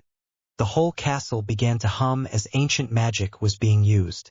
"Your magic," Harry snarled. "And of your titles," Neville stated. Albus began to scream in pain as he felt his magic leave him, until it became an orb of whitish-blue light. It then flew into the wall and emerged with the castle. "As we have said it, so it shall be," they finished in unison, as the hum of the castle died down. "What did you do?" Minerva said, her eyes wide. "Nothing, just took care of a little insect. Also, I would like to congratulate you, Professor, of should we saw Headmistress," Neville smiled. "What?" "As the heir to the 4 founders, we declare Minerva McGonagall as new Headmistress of Hogwarts," Harry announced. "Congratulations, my dear." Tom bowed. "Okay, back to what I was saying. Now Amelia Bones has taken over as Minister of Magic, and Tom is going to be your defense against the Dark Arts Professor, while Severus will be your Potions Professor and Deputy Headmaster. Now I've finished this. Tom, you can dispose of the body if you'd like." Harry shrugged as both he and Neville jumped off the stage and left the place, never looking back. They arrived at Gringotts 30 minutes before midnight, both taking in a deep breath before entering. They were shocked to see almost everyone from Hogwarts there, including Tom Riddle. "What's going on?" Harry asked. "Tom told us everything," and showed us the evil of Albus," Minerva said, anger still in her eyes. "And I understand what you had to do, but you didn't think we would let you both leave without at least a proper send-off, did you? Come on, Potter. I knew you were dumb, but this is ridiculous." Draco smirked. "Malfoy? Hey, I don't like you, but you finally broke my father and aunt from their spell. My mum and I have been trying for nearly 8 years, and you did it in 1 week," he shrugged. "Thank you, Harry. I know your mother would be proud of the man you've become," Narcissa said. "Goodbye, everyone. I'll miss you all," Neville said, waving goodbye at everyone. "Bye, Harry," Hermione said, tears on her face, as she rushed to him and gave him a crushing hug. "I am so happy to have been your friend, and I wish you all the best," she said. "I am glad as well, and hope you all the best with Seamus," he said. "Goodbye, Nev. I guess this is the end of the Silver Trio." Dean smirked as he and Seamus went over to Neville. "I guess it is. I'll miss you lot," Neville said, tears falling. "As I promised you, Harry, I, along with McGonagall and Amelia, will make our world a more peaceful and accepting place," Tom said. "See that you do, Tom. Take care," he nodded his head. "It's time," Griphook said. There was a circle on the floor, and it began to glow. They both stepped in. "Goodbye, Harrikins, don't forget about us," Fred and George cried out. "Never," he smiled. "Before you leave, take this with you as a representation of your old home." Griphook walked towards them and stopped right outside the circle, and presented Harry with the sword of Gryffindor. "Thank you, Griphook, and everyone will miss you." They both waved as people began crying and waving goodbye. There was a blinding light, and then they were gone. So that's that. I hoped you guys liked it. Yeah, I didn't spend much time on the whole last-minute thing, and it seemed a bit anticlimactic, but I hope you guys still enjoyed it. Laughing face. Next chapter will diver from Harry and Neville, and introduce the people from Fairy Tale and set the mood for things. I changed the pairings a bit. Natsu x Harry, Gray x Kana or Loke Juvia x Lion, Neville x Lucy, Urza x Mirajane or Jalal Lazis x Lysana, Gajeel x Levi, Wendy x Romeo. If you have any idea of who you'd want to have as a pairing, or if you still want Natsu x Gray x Harry together, send me your comments. Laughing face. This is going to start on the Oration Cease arc, meaning they'll have a complete meeting in the after the next chapter. So in Chapter 7, also there is going to be something important to all of you who have been voicing your thoughts on the pairings, although I still need help on who to pair with Mirajane and Urza. More information at the end of the chapter. Laughing face. Also there will be parts with people saying the same thing from the manga. All information I get is from the manga and the Fairy Tale Wikia, so please no insulting. Laughing face. 5. A boy was making his way towards a huge building. It looked like a castle. He was a lean, muscular young man of average height with a slightly tan skin tone, black eyes, and spiky, pink-colored hair. His outfit consists of a sleeveless, gold-trimmed, black waistcoat, often left open and untucked, exposing his bare chest, white knee-length trousers, a thick black wristband on his left wrist, black open-toed sandals, and the scale-patterned scarf, which hid the scar on the right side of his neck. He had a red symbol on his right shoulder. Behind him was a walking blue cat. He had a big white patch on his stomach. He had a long white-tipped tail and a green backpack on his back, hiding the same symbol on his back, but his was green. Natsu. Happy. Wait up, a girl said. She was running towards them. She has brown eyes and shoulder-length blonde hair that is tied by a red ribbon in a small ponytail to the right side of her head with the rest of the hair loose. She has fair skin. She wears a blue sleeveless shirt that does nothing to hide her huge chest and seems to hug her curvy figure. She also wears a blue thigh-length skirt with a brown belt, which holds a set of special keys on her left and a heart-shaped whip on the right. She has the same symbol as both of them on the back of her right hand, in a pink color. "Hey Lucy, how was your solo mission?" the pink-haired boy asked. "It was great, Natsu. I was finally able to calm Aquarius down long enough to finish the job," she beamed. "Although she still ended up destroying half of the village, but they still gave me the prize, which was 58,000 jewels and 2 other silver keys. They're different from the others I've seen, but I can't wait until I can make a contract with them," she stated. "That's great. Well, we also came back from a successful mission," Natsu said with a huge grin on his face. Though he still ended up destroying half of the town because he was trying to find more clues about Igneel, since he heard someone say something about a dragon. The cat, Happy, stated with a serious look on his face. Lucy facepalmed. Natsu, I thought we agreed you would try to keep low-key. We have enough trouble with the Magic Council as it is, with what happened during the whole Laxus incident, she sighed. Hey, nobody would answer my questions. Besides, it's no fun if I can't go all out, he replied, giving her a pout. Ugh, why am I even trying? Just wait till Urza finds out, she said. As she began walking towards the building, she smirked from the immediate reaction. She turned to see her best friend become like the screamer, his face pale, eyes wide, and his hands on his cheek, while his mouth is open wide. Lucy, don't you think that's a bit harsh? Happy asked. He was also in the same state as Natsu. You're one to talk, Happy, you're terrified too. She told him. She sighed, and grabbed both guild members and dragged them back into the building. We're back, she announced. Everyone turned around to see her. They all greeted her with a smile and a wave. Welcome back, Lucy. What's wrong with Natsu? A young woman asked. She has long white hair which curls slightly at the ends, with two bangs framing her face and reaching down to her chest. Her hairstyle's most distinctive trait is a short, upward ponytail obtained by gathering and tying the hair covering her forehead, and blue eyes. She wears a sleeveless, ankle-length maroon dress with a pleated skirt, which hides her while symbol on her right thigh. The chest is adorned by a large, pink bow, and similarly colored trimmings frame the rather ample neckline, acting as straps and circle around the waist. She also wears high-heeled shoes that match her dress, and accessorizes with a small chain necklace with a blue oval gem attached to it, and a bracelet made of white flowers circling her right wrist. Hey Mira Jane, he's just worried I'm gonna tell Natsu what he did on his first solo mission, she replied. What did you do, Natsu? A voice said. Everyone turned to see a young man with spiky black-colored hair. He has dark blue eyes, his body is toned and muscular, his blue symbol on his right pectoral. He has scar on his forehead, above his left eye that is partially covered by his hair. He wasn't wearing anything, other than a pair of black boxers, with a dark blue lining, a necklace that looked like a sword and a rock, and a metal bracelet on his right hand. Seriously, Gray, what happened to your clothes? Lucy sighed. I'm starting to think this guild is just crazy, she thought. Ah! Gray yelped in surprise, as he ran to his table and quickly changed back to his original clothes, which was a white button-up shirt and dark blue jeans. So Dragon Breath, what did you do this time? He destroyed half the town, trying to find more information on Igneel, she stated. Again? I swear this is the 10th time this week you've managed to destroy a city. And we're barely on Tuesday. He shook his head. Yeah, well, those idiots didn't have the information I need. Besides, I heard you were arrested for fighting Bear. Ice Perv, Natsu snapped. Say that again, Dragon Breath, he warned, glaring at the pink-haired boy, edging him on. Ice Perv, he retorted. That's it, it's on Dragon Breath. He charged towards Natsu, fist at the ready. Then they began to fight each other, everyone laughing and smiling at the entertainment of the two. Natsu, don't you think?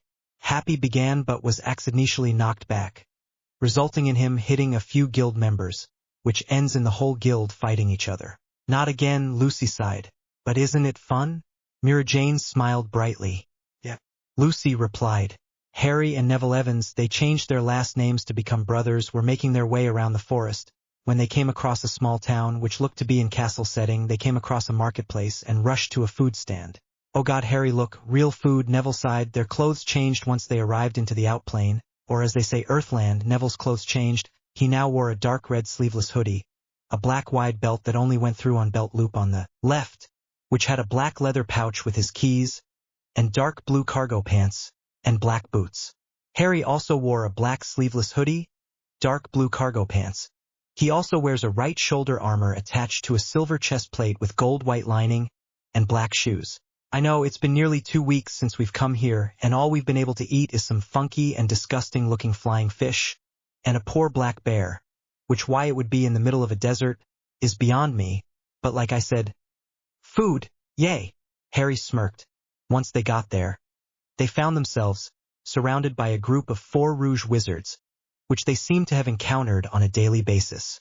The leader was a tall man with black shoulder-length hair and red highlights framing his face. Dark orange, almost red eyes. The one to the far left of the leader had spiky blonde hair, black eyes. Next to him was the only woman in the group, She had waist-length golden blonde hair, with black highlights framing her face. She also had black eyes, and the last one was a cat. It walked on 2 legs, it had platinum fur. His head was similar to a wolf's. He wore white pants with a black belt and has a collar on his neck with the leader holding on the leash. May we help you? Neville asked. Yeah, you can start by giving us your stuff and all your money, the leader snarled. I'm sorry, but we need to eat, and eating costs money, so. Sorry, but we'll have to decline, Harry said. It wasn't a suggestion, kid, the girl said. How about this, you give me the cat and you can leave to see another day, he stated. Ha! As if. This cat is going to make me rich. A talking cat. Can you believe I got one just like that pink-haired freak? The leader laughed, pulling on the leash, causing the cat to flinch. I'm going to count to 3. Give me the cat, and I'll spare your life, Harry warned them, his voice cold and his eyes filled with anger. I'd like to see you try, he growled.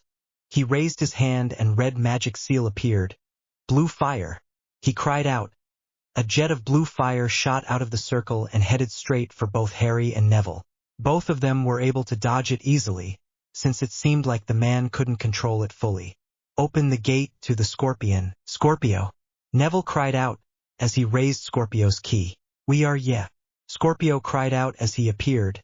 Is it finally time for me to make my grand entrance? Yeah. Go all out, Scorpio. But protect the cat, he said. What the? He's a Requip wizard. The others are in fairy tale, and that's not all, that sword. It's Muramesa. Only those with pure hearts and knowledge of the ancient writing can wield it. It holds immense power, the other man said, quivering, sweat falling from his forehead. All the more reason to take what they have, and take that pure boy as our toy, he said, eyeing Harry hungrily. You can try, but that cat is coming with us, he said.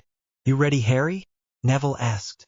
Let's show them we're not ones to be pushed around, Harry replied. He positioned himself in front of Scorpio. We are ready to rock, Scorpio cried out, as he readied his blaster, sand spear. He cried out as a beam of sand was shot out of his singer. Fusio, he called out. He moved his blade to point at the sand spear.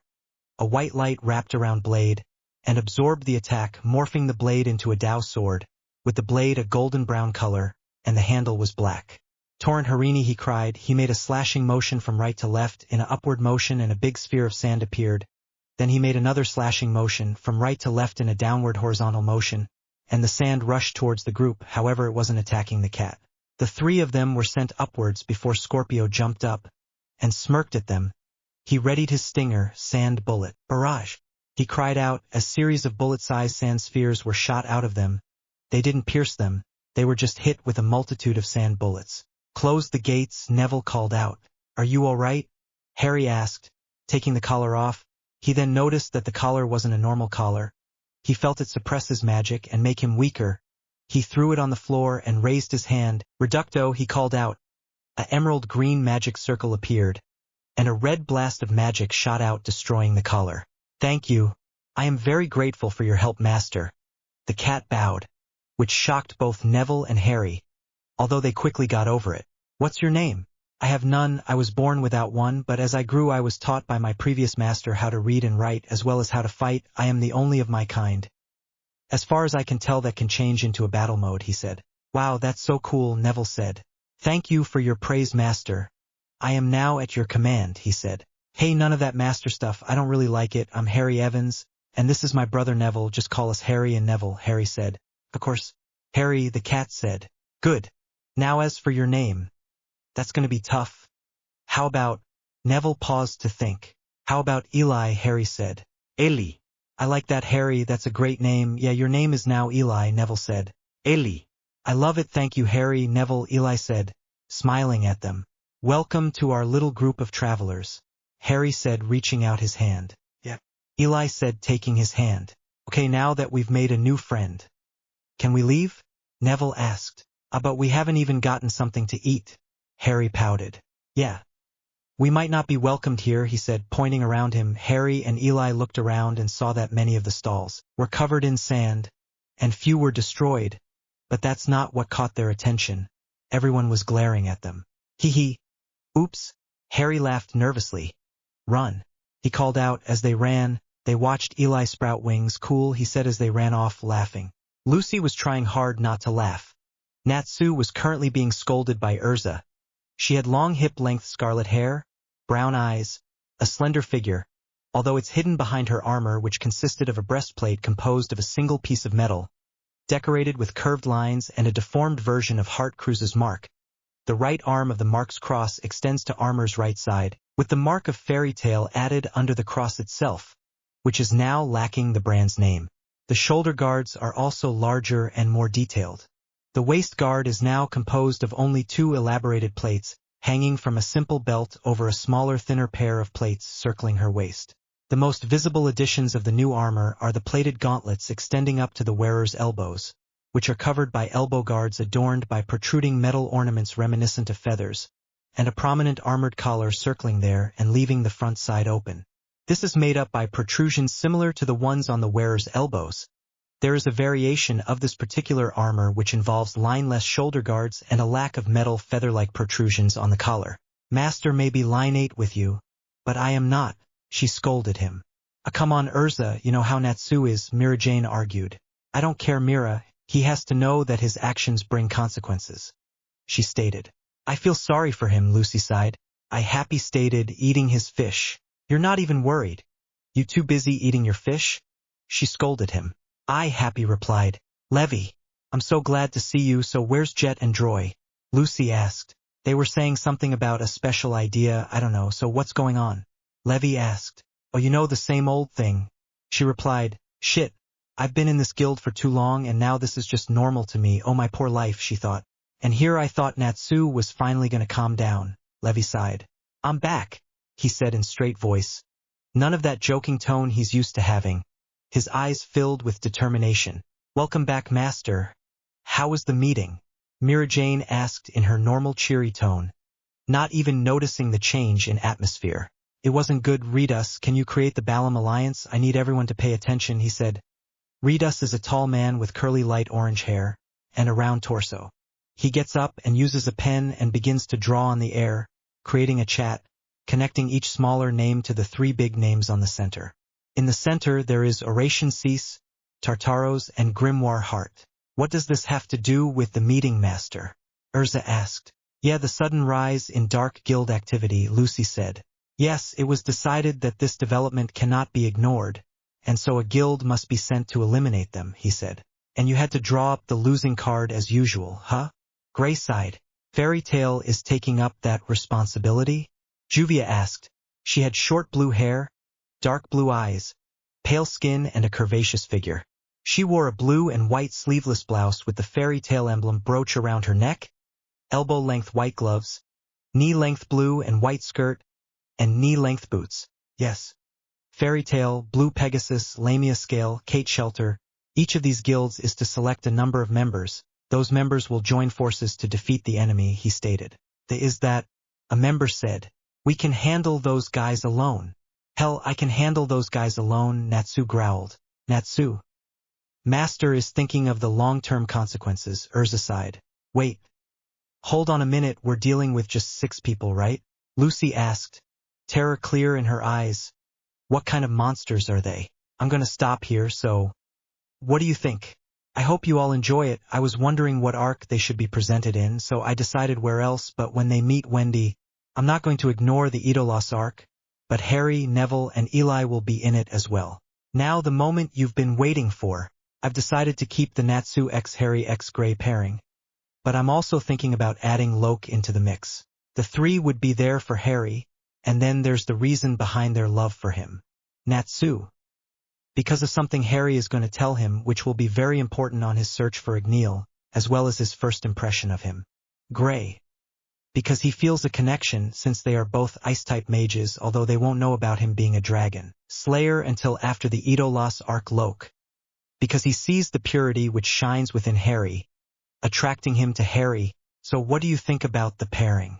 Like it? Hate it? Please voice your comments and or concerns. But no flaming, please. Also please choose who you think would be a good pairing for Mira Jane and Urza. I'm thinking of having it Urza x Jalal x Mira Jane, with both women falling for Jalal IDK at the moment. Please are our laughing face. 6. A week has passed. Natsu, Urza, Gray, Happy, and Lucy were in a carriage to the meeting point. Lucy was freaking out. Why am I included in the grand strategy anyways? She asked, as they were making their way towards the meeting point.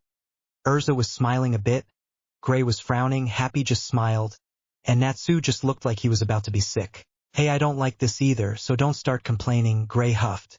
This is the master's decision. Do we not have a duty to live up to his expectations? Urza replied, smiling. Are we still not there yet? Natsu asked. He looked green, his motion sickness wasn't helping. In the end, we're still the same group, Gray sighed. There it is. Happy announced, looking out the window. They looked out and saw a tall building with a heart-shaped window in the center of the house. Once they reached over, Natsu was the first to get out. He let out a sigh of relief. They then entered the building. It was huge and beautiful. I don't know about this place, Lucy said, looking around, taking everything in. This villa belongs to Master Bob of Blue Pegasus, Urza stated. Oh. That man, Gray shivered. He still couldn't get that man out his head. He was permanently traumatized. Suddenly the light went off, and a stage light appeared over 3 people. Ladies and gentlemen of fairy tale, a voice said.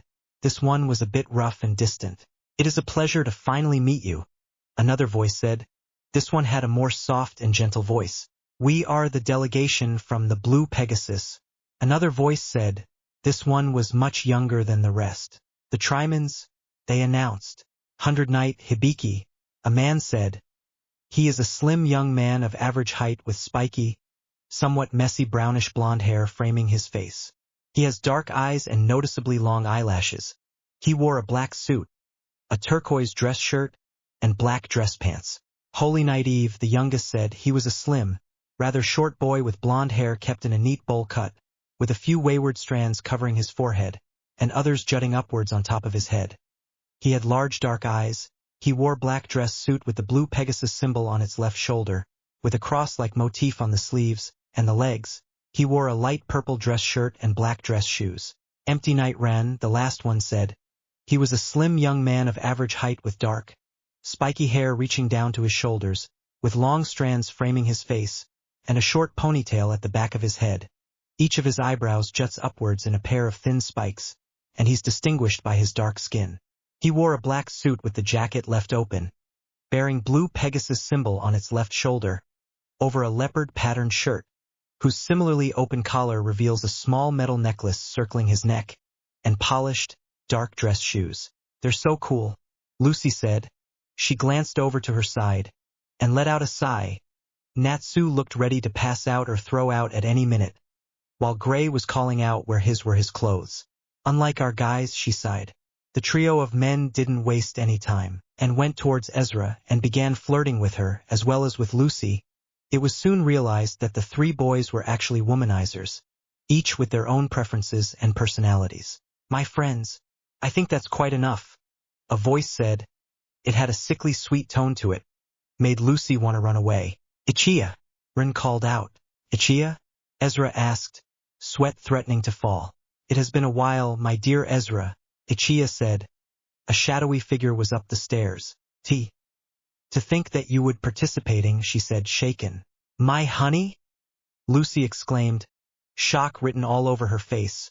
As well as happy, Ezra was shaken with unwanted fear. Not because she was afraid of him. Well, anyone would be with that sickly sweet voice, and his wannabe good looks, but because she was filled with disgust. So you were the lover of our elder brother Ichiya. We must apologize for our conduct, the trio said, bowing down. I vigorously deny everything, Ezra emphasized. I have heard all about you people.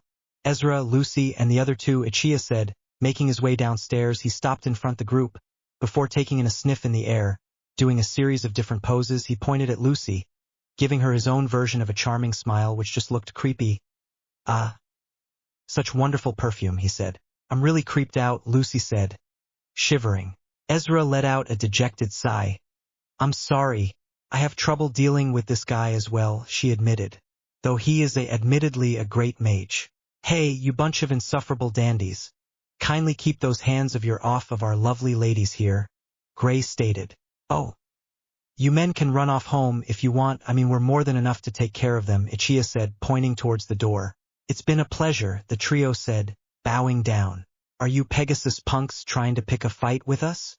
They send nothing but a bunch of weak womanizing creeps, Gra frowned. Are you sure you want to try? Rin asked. A dark smirk appeared on his usually calm face. We are power mages, you know, Eve stated. He had a dark look on his innocent-looking face. A fight? All right. I'm in, Natsu called out, pumped and ready to fight. His sickness gone and he looked ready to beat the crap out of someone. Enough already, all of you, Ezra called out. Things were getting out of hand. Suddenly she felt a shiver down her spine as she heard someone behind her, smelling her. She was left no other choice than to turn around and punch whoever it was behind her, which turned out to be Ichiya. She sent him flying, much to everyone's shock, towards the door which were opening, revealing 3 new people. Lion! Gray called out. Gray? Lion said, surprised. Suddenly he just smirked and threw Ichiya back. Another young woman appeared next to him.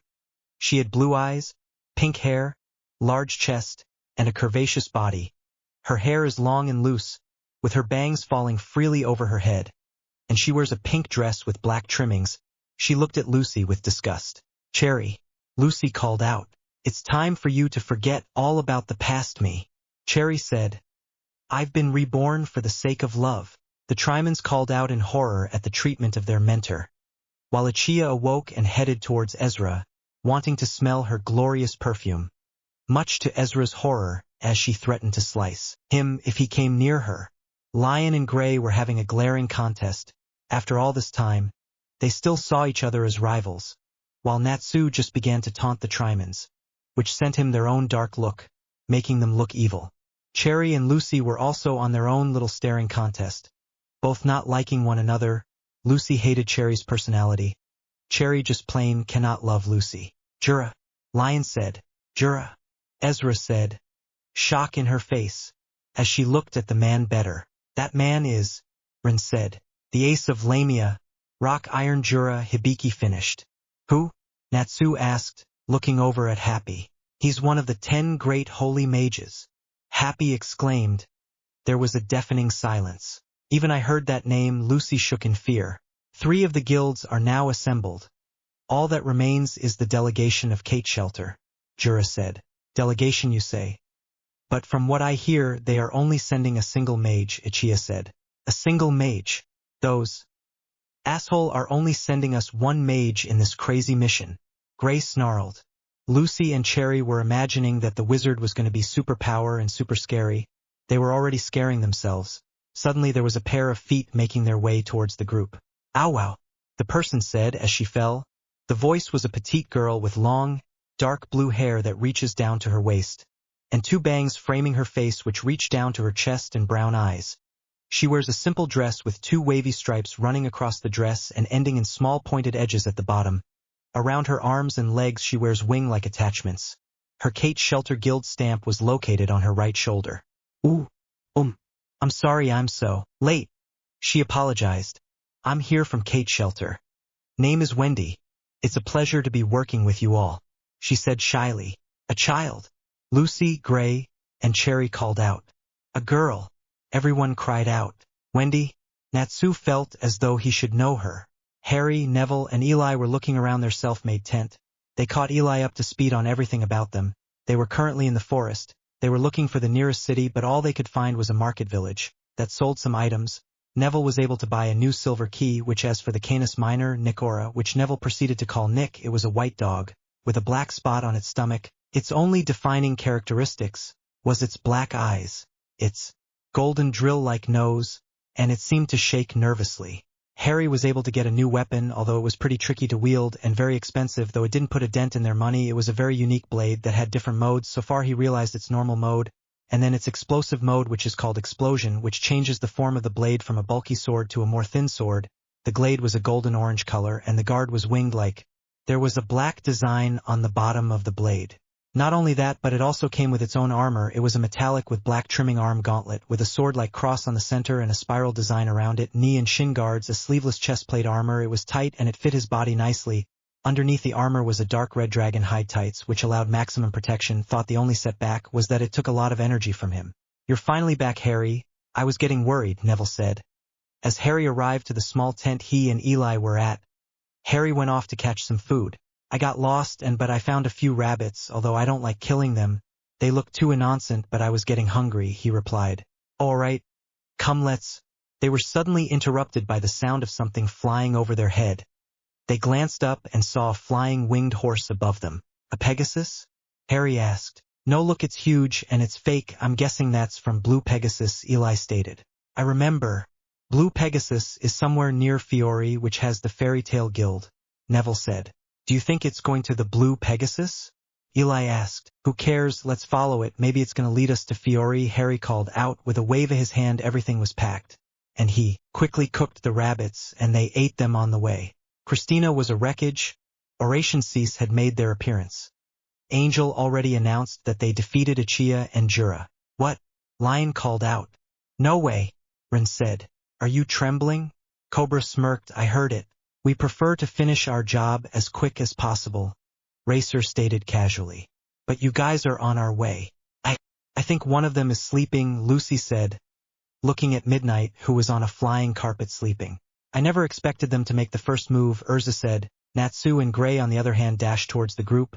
Brain, the leader, called out Racer, who sped behind the duo quickly that they didn't even notice it until it was too late and they were attacked. Lucy called out to them. Suddenly there were two Lucy, but Copy Lucy took her distraction to attack her.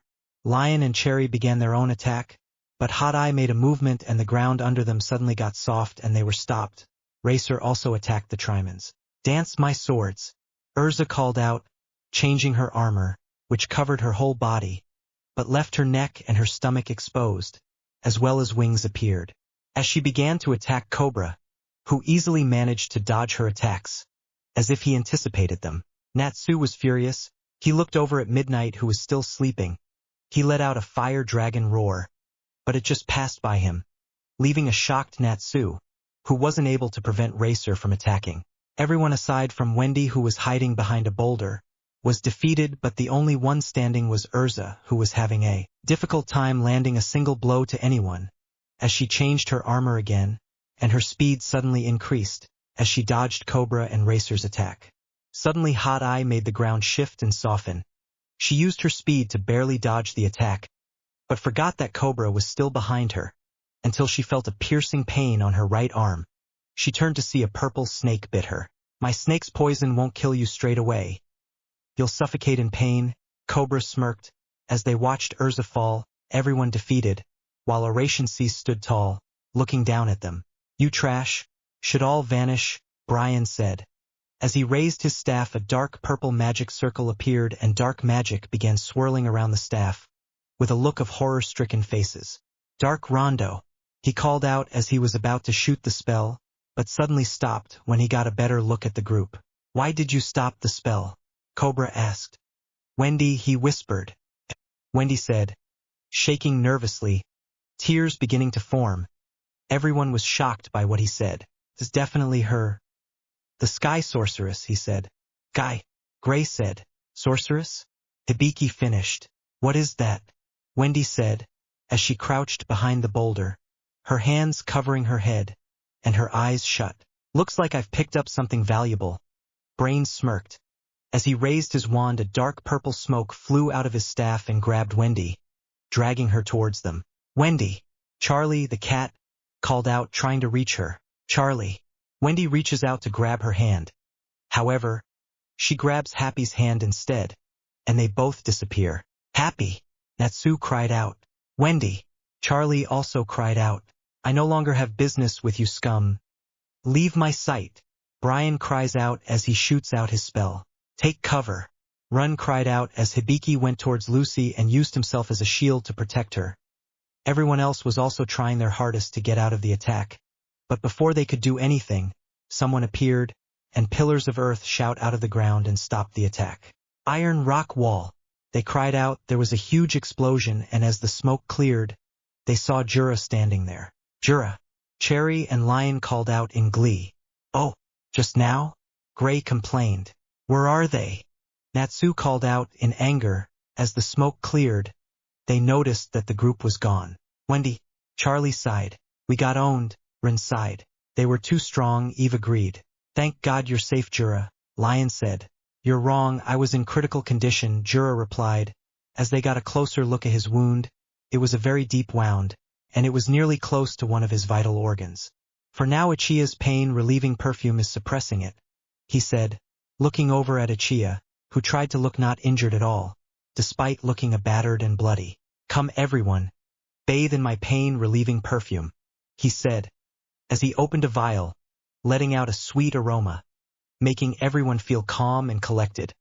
As their pain faded away, they kidnapped both Wendy and Happy. Natsu said, getting up. Where are they? He called out as he began to leave, but was pulled back by the muffler. As he fell to the ground, they saw Charlie flying with wings. She's right, they are stronger than we thought, Jura replied. And about that, they all looked over at Urza, who was in pain, as she clutched her right arm, leaning against the tree for support, the perfume seemingly doing nothing for her. Please hold on, Urza. Lucy panicked, as she watched hopelessly as Ezra was in pain. Urza, Natsu called out. Sorry.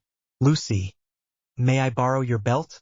She asked as she grabbed a hold of Lucy's belt and took it off in a fail swoop, resulting in making Lucy drop her shorts, much to Lucy's dismay, and to the Triman's happiness. What are you doing?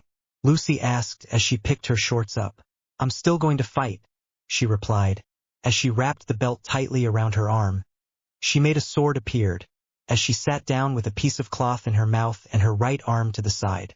Cut off my arm, she demanded, much to everyone's shock. Don't be ridiculous, Gray snapped. Understood. I'll do it, Lion replied casually, picking up the sword. Lion, you bastard, Gray growled. Stop, Gray demanded. We cannot allow this woman to die, Lion stated, as he raised his sword. But, Lucy cringed, trying to look away. How naive are you, Fairy? Cherry crossed her arms.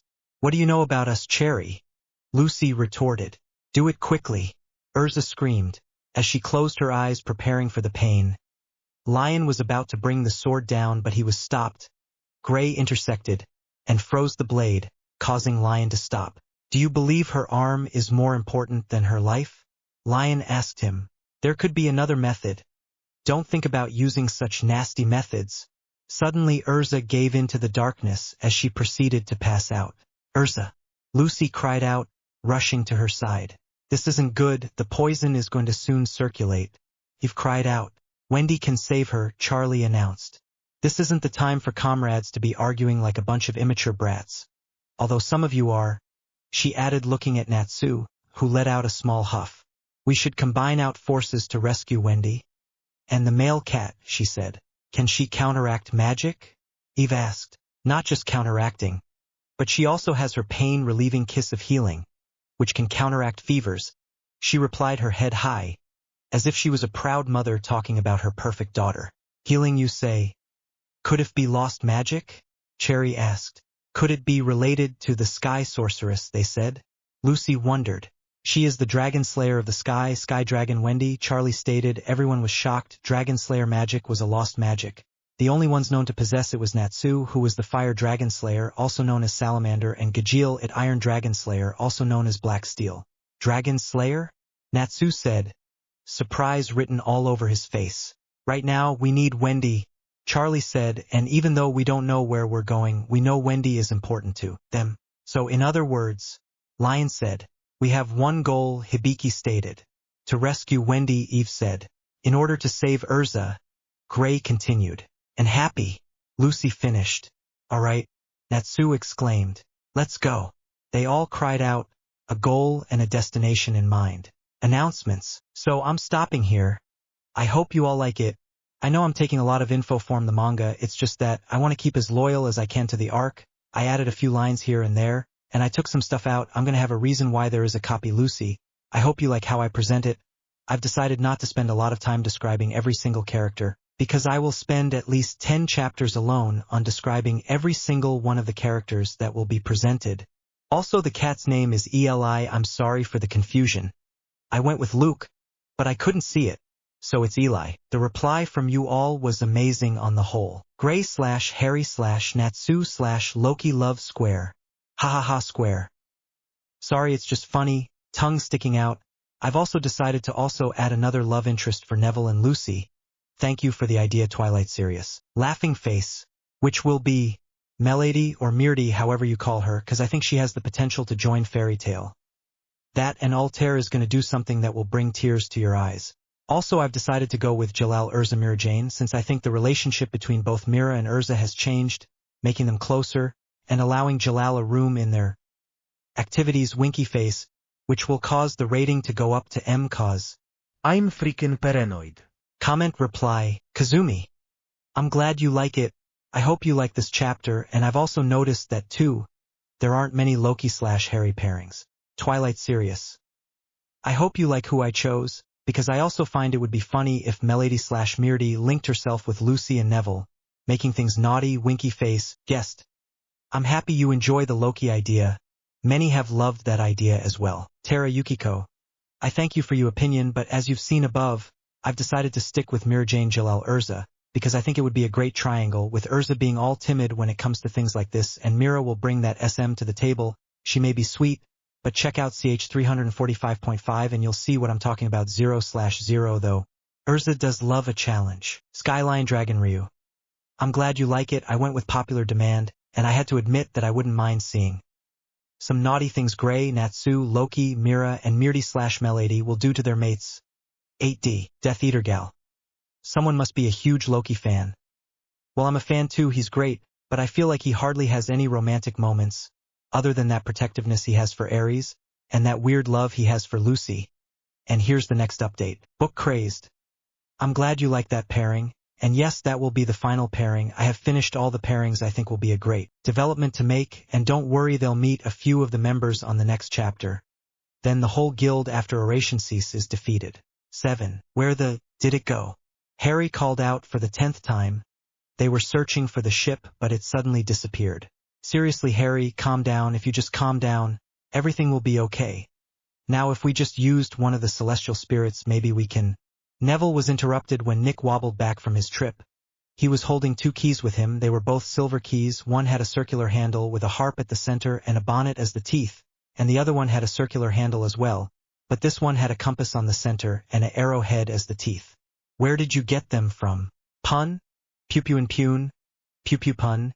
Nick replied, waving its arm around. Neville looked over at Eli, who surprisingly enough was able to understand what he was saying. He said that it's a gift from Scorpio, that he wanted to thank you. Look, one of them is a compass. Maybe it can help guide us towards the ship. It could have a scanner-type magic, Harry said. All right, I'll put the liar key away, he said as he put the key in the pouch. He raised his hand in front of him, with the key sticking out. I am the person who connects the road to the stellar spirit world. Thou shalt respond to the calling and pass through the gate. A blue magic circle appeared. Open the gate to the mariner's compass. Pixis. A golden cloud appeared and formed into a small child, around 9 or 10. He had shoulder-length raven black hair, pale skin, icy blue eyes. He wore a white t-shirt, black cargo shorts, and he wore a compass necklace and a compass bracelet with a leather strap. You called, sir? The boy asked. He had a musical tone to his voice. Who are you? Neville asked. I am Pixis, although there are only 5 of my kind. I am lucky enough to have been called by you, he replied. I never heard of you, he said. That's because we're really rare. We used to be well known, but some of my brother's masters were very dirty with them, and our law tells us that we mustn't be devoured, but some masters couldn't resist our charm, and they deflowered many of my brothers, and they were banned from returning back. That's why only those recommended by our Zodiac brothers are allowed to posses our keys. He relied. I am truly sorry for what they did to your brothers, he said. I thank you, master. What is that you need of me? He bowed slightly. First of all, none of that master crap. We're now friends, all right? So please call me Neville. And if it's all right, can I call you Patrick? He asked. I would be honored, Moss. Neville, those who give my kind personalized names has a great respect to our kind, and for that I'm grateful, he replied. Good. Now, Peter, what is it that you can do? Magic. That's also a lost type magic. It's healing magic. I can heal anyone. But there's a side effect, it consumes a lot of your magic, so if I do use my healing magic, you won't be able to summon any spirits for a while, he said. That's alright, I know some basic healing spells, so it's okay. Can you use your radar magic to find a ship? It's the shape of a Pegasus, it belongs to the Blue Pegasus Guild, Neville asked. Of course, he said. He closed his eyes and raised his hands in front of him. I am the seeker of truth. Allow me the sight to see, he chanted. His necklace began to glow. Then a dark blue magic seal appeared under his feet. It looked like a giant compass. He opened his eyes, and they became dark blue with visible rings around it. The wind picked up and suddenly a burst of wind shoots out the boy, sending Harry, Neville, Eli, and Nick back. The magic circle disappears, and his eyes went back to normal. I found it, but it's destroyed. I also found a group of mages, although they've split up, leaving behind 3 mages and a celestial spirit, although one of them is in critical condition, he stated. Thank you. Can you tell me more about them? Neville asked. Yes. 2 are from the same guild, but the other one isn't. The one in critical condition is poisoned.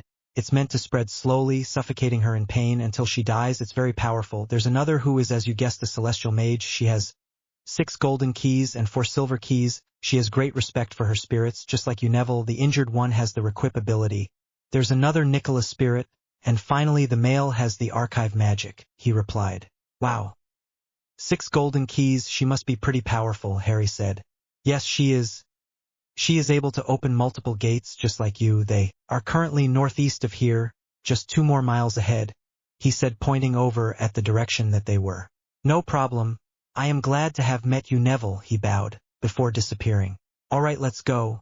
Harry cried out, going in the direction Peter showed him. Do you think he'll stop for a minute to think things through? Eli asked Neville as they followed Harry, Nick right next to Eli. This is Harry we're talking about. That stupid hero complex he has overrides all common sense, Neville replied. It's true, Eli replied. Please everyone, hurry, Lucy said, looking down at Urza, who was resting on her lap. She was leaning back on a tree, Plu by her side, trying to keep Lucy in a good mood. And that's everyone out in the woodlands, Hibiki called out, looking at a golden screen as he was typing on the keyboard, as he sat down on a rock near them. You sure you're not going? We can't just leave Urza alone, can we? Lucy replied, a sad smile on her face. Besides, when it comes to fighting, I won't be of much use. The exaggeration. It burns, Lucy sighed. What about you? Aren't you going with the others? I can't just leave you 2 ladies alone here, can I? He replied. You're actually a pretty nice guy, huh? Lucy said. Besides, my magic is able to help guide others to our location. Even if they do succeed in rescuing Wendy and Happy, if they don't know where you 2 are, it would have all been in vain, he replied as he continued monitoring the other members. So, if she's the Sky Dragon Slayer, what does she eat? Natsu asked, as he, Charlie, and Gray were walking around. Air, Charlie replied, with a bored look on her face. But in actuality her heart was beating a mile a minute, and she was praying and hoping that Wendy was all right. Is it tasty? He asked in all seriousness. Who knows? She replied. Isn't it just like breathing? Gray wondered. She actually volunteered because of you, Natsu, since you are both dragon slayers. She thinks you might some clues to where her dragon is at. Since she disappeared 7 years ago, I think her name was Grandine, she said. Hey, was it on the 7th of July when she disappeared? Natsu asked. Who know? What is this? She exclaimed. Gray looked to where she was looking and was stunned at the sight. The trees, they're black. Gray called out. That's just creepy, Natsu said. That's the influence of Nirvana. Ain't that right, big brother Zatu? A voice called from behind them. Gaiaho! It's just terrible, a terrible magic making the land itself die, Gatu. Another voice replied. Who's there? Gray demanded. Suddenly there were more sounds. They looked around them, and noticed that they're surrounded. There were about 100 or more people, looking at them with anger and arrogance. Whoa! Monkeys! There are 2 monkeys! Natsu exclaimed, not noticing the trouble they were in. Rather, he seemed oblivious to his surrounding and just saw the 2 monkey-like humans in front of him. We're Bear Mummy, a guild under Oration Cease, one of the 2 monkey men said. Gaiaho! Let's have some fun, the other one said. There were more than 6 enemies. This isn't good, Charlie said. She was shaking. Suits me just fine.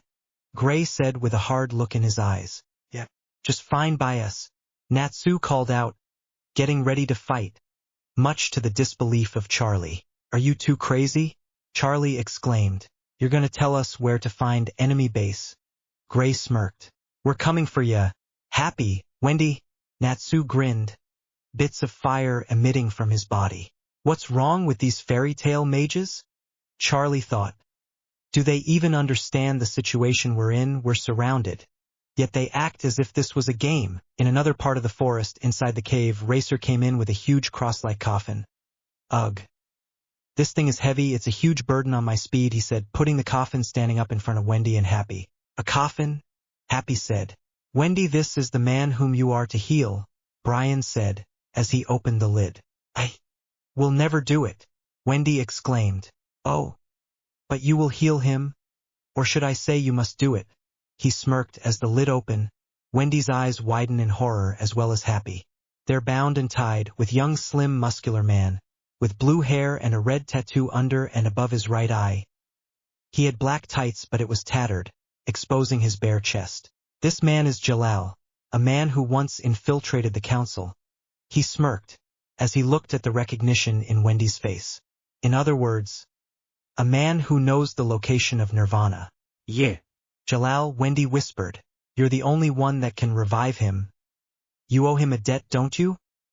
He smirked, as he saw the conflicting emotions in her eyes. You mustn't. You can't bring this man back not matter what, Happy exclaimed, shaking in fear, praying that Natsu would almost get here. Hurry up and revive him, Brian demanded as a knife appeared, and he stabbed Jalal on the arm. Stop, Wendy cried out. Suddenly something hit her, sending her back. Heal him, he said, his patience slowly descending. You can't, Wendy, he's a bad man. He tried to kill Urza. If you revive him, they'll get Nirvana. Happy said. I know, but he's the one who saved me. I loved him, she confessed, tears falling down her face. The look of pure pain in her eyes. Her emotions were conflicted. On one hand, she knew that Jalal was a terrible man who tried to kill the council. But on the other hand, there's the man that saved her, protected her, the man that she fell for. Please give me time to think, she begged. Wendy, Happy sighed. Very well. You have 5 minutes, Brian said with a smirk. I got her now. All I need to do now is just wait. I've waited years for this to come true. What's a few more minutes? He thought, as he made his way out of the cave, leaving a heartbroken Wendy and a terrified Happy behind. Natsu and Gray were panting heavily. They were both bruised, and with a few cuts, all of the enemies were on the floor bloodied and bruised. Now that we know where they are, let's hurry up and save them, Natsu said. What kind of people are they? Charlie whispered. She was shaken at what she just witnessed. They continued walking until they came across a cliff, where a small deserted village was at the bottom of the cliff. This must be the place, Gray said, looking around the place. Happy, Wendy, Natsu cried out. Not so loud. There may be dangerous enemies about, you know. Charlie exclaimed. Suddenly they noticed something making its way towards them, at high speed. Suddenly they were all pushed back, as Racer stopped on top of a tree. That guy again, Natsu growled. Leave this guy to me, Natsu, you go get Wendy and Happy, Gray said. Right, he replied. Not gonna happen, Racer said. But he didn't see that the tree was suddenly frozen, so he slipped and fell on the ground. Charlie, use your, Natsu looked over at Charlie, but she was knocked out. Damn it. Well, try this on for size, Gray says, making his right hand into a fist and placing it on top of his left palm, and a clear blue magic circle appeared. He shot out his hands, and a slide began to form from the edge of the cliff down to the village. All right, Natsu cried out, holding on to Charlie, as they slid down the slide. Once they landed on the floor, but Natsu got sick. Wendy, Charlie called out. Happy, Natsu cried out once he got over it. Natsu, a voice called out to him. They looked around and saw a cave. There, that's where they are, Charlie said. They rushed inside but stopped at the site that they arrived to. I'm sorry. I'm so sorry, Wendy said. She was on her hands and knees, tears streaming down her face, shivering. Happy looked at Natsu with a sad look on his face. They were too late, too late. Yeah. Jalal, Natsu whispered. There standing in front of a kneeling Wendy was Jalal, very much alive. Harry and Neville arrived near the source and stopped when they saw the sight in front of them. Neville couldn't help but stare at the girls in front of him. Both had huge chests, but for some reason his eyes locked onto the blonde girl. Their eyes locked onto one another, chocolate brown to hazel green. "Who are you?" she called out. "Are they with Oration Cease?" The boy wondered. Before anyone could do anything, Eli and Nick walked out. Plu immediately got up and began doing a dance with Nick. "We are not with anyone, we're just travelers. In search for a guild to join," Neville said, putting his hands up.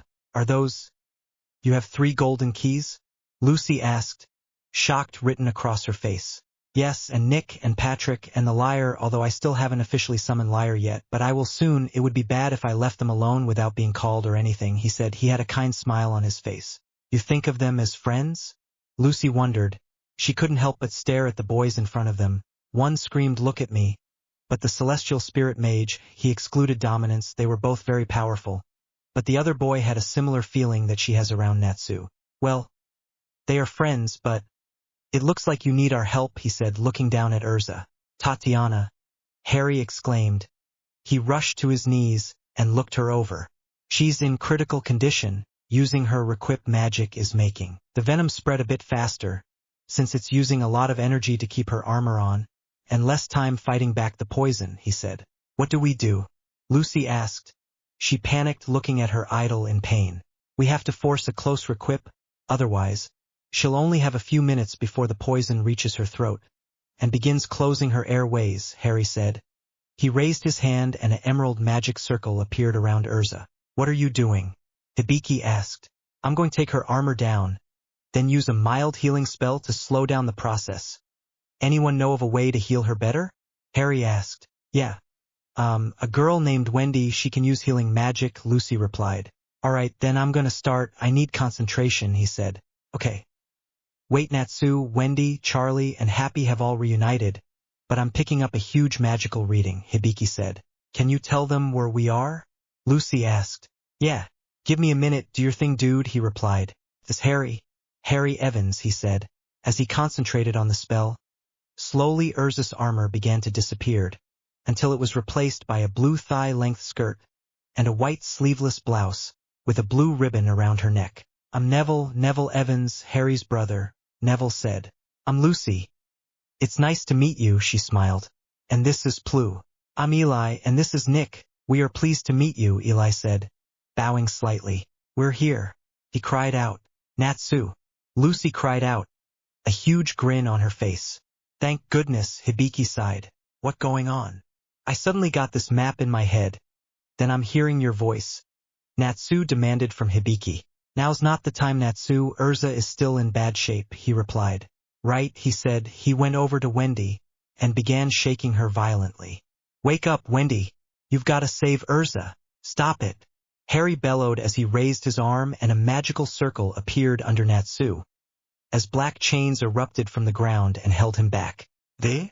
Who are you? What the hell is this?" Natsu bellowed as he tried to burn the metal away, but found himself unable to do anything. "Calm down. Those chains are specially made. It blocks out magic, any and all types of magic," Harry said.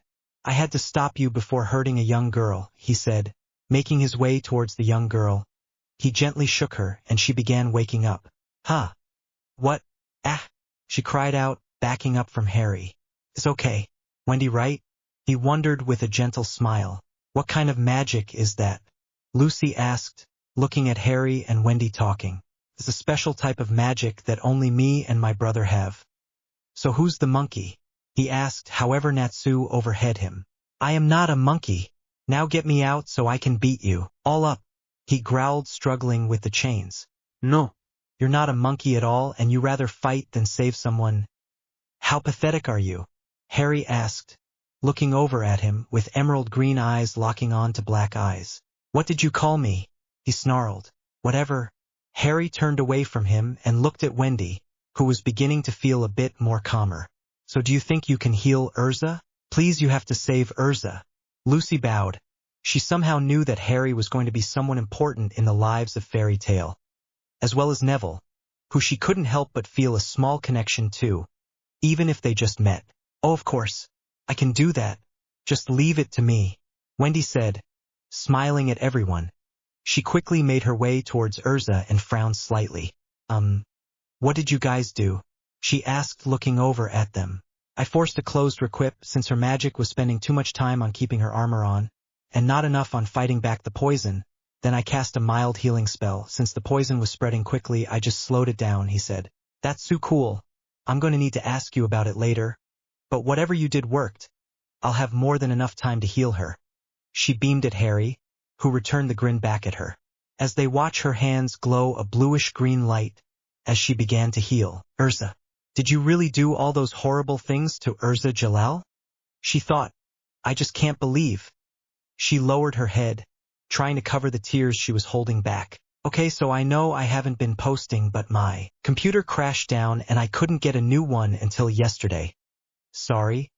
I began this almost 3 weeks ago, and I just finished after the whole needing a new computer happened. So I hope you guys enjoy this chapter why they all finally meet. Although it could have gone a bit better, I admit. But hey, what fun would it be if they didn't have some sort of anger towards each other then slowly begin to feel something else. So now that this chapter is up, I'm glad it's up before Christmas. Also, if you have any suggestions, please let me know. I am open to almost anything. So please flames are okay, but if you think my story sucks and all that, then get the out of my story, sad face. You wouldn't appreciate that I would come to your story and start talking shit about it, or would you?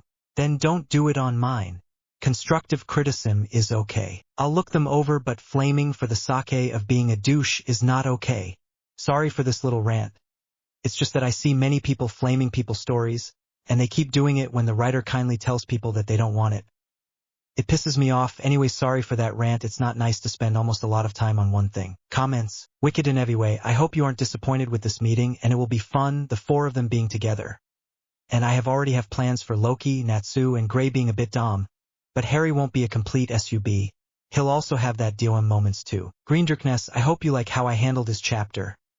And like I said before, I will explain the whole angel thing. It's going to be a bit crazy, but you all like it. Picheshire. I've never read that manga/anime, but I looked up the character and I have to admit that Luo Hao had a great fighting clothes. I think it will look great on Harry, just make it look more masculine, since I don't think Harry will be happy with me if he's in a one-piece bikini, but I'll look up a better one. As for Laxus, he'll have his return sooner than later, since I think there is great potential in having Lysana realize her feeling for Laxus when they meet face to face, right? When she come from Idolos. I agree with you, and there will be a slight change to the whole Idolos arc, which will make it possible for the traveling. Silvermane 1. I'm glad you like the chapter. I really hope you like this one. Midori Hikaru. I'm thinking of a great reaction for Loki, and Gray to have with Harry. I don't know if it should be dramatic, comedic, or just a plain encounter. It's done. Now all that she needs to do is rest. Thank you, Harry, you were right. If her magic had sustained her armor a little bit longer, she could have died, Wendy sighed, as she finished. You know about me? She asked, shock written all over her face. Well, yeah, just like I know about the fire dragon slayer over there. He gestured over at a snarling and struggling Natsu. Let me out of this. Why aren't they burning off? He cried out, struggling, letting fire come out of his mouth. They are magical chains that suppress a mage's magic, not to the point of cutting them off completely, but just weakening them, he replied. I didn't know there were chains like that, Lucy said. There isn't. I don't have anything in my archive that states that this is even possible, Hibiki stated. Well, that's because you still much to learn. Besides, these chains are made by magic, meaning that it's Harry's magic suppressing Natsu magic, Neville stated. Wow, I didn't know that you could do that, Lucy cried out. You can't, it's a very powerful spell, you must have a huge amount of magical storage, Harry stated. Cool, Wendy said, looking at Harry with stars in her eyes. Get me out of here, Natsu demanded. Fine, Harry growled. He snapped his fingers and the chains disappeared. Natsu took this moment to rush towards Harry, fire whirling around his hands. Fire Dragon's iron fist, charging towards him, a crimson-red magical circle appearing on both his fist. He then dashed forward and went for a punch. Natsu, Lucy cried out. Harry, watch out, Neville cried out. Harry and Wendy cried out unintentionally. Harry felt a slight smile cross his lips, before an emerald-green magic circle appeared under him. His clothes changed into the Flame Emperor armor. He raised his sword and stopped the impact from hitting him, but it still sent him back, hitting the tree. Harry! Neville cried out, rushing towards Harry. That was... Lucy looked over at Urza, who was awake by now, and watched the whole thing in shock. That's for doing whatever you did to me, Natsu growled. You will pay for that, Neville growled. He picked up the Scorpio key. Open the gate to the Scorpion. He cried out. A magic circle appeared, and Scorpio appeared. We are yeah, he cried out. So dude, what are we going to do? Scorpio? Lucy called out. Nev, it's okay, you see it only did half the damage, Harry said. Getting up, the armor still intact, but Harry had bruises on his arm and chest, causing Natsu to falter slightly at the sight of the boys. Bare chest, smooth and firm. He didn't know why, but he felt his inner dragon purr. Do dragons even purr? At the sight. Natsu, what did you do? Urza demanded, as she got up. Looking over at the two new additions she figured were Harry and Neville. However, her eyes landed on Harry and what he was wearing. They were doing something to you, and when I asked them what, they chained me with black chains. I could burn it down, Natsu replied. You? Liar, you attacked us and were shaking Wendy too harshly. She could have been injured, Neville snapped back, sending Natsu a glare that would make Professor McGonagall proud. Baka!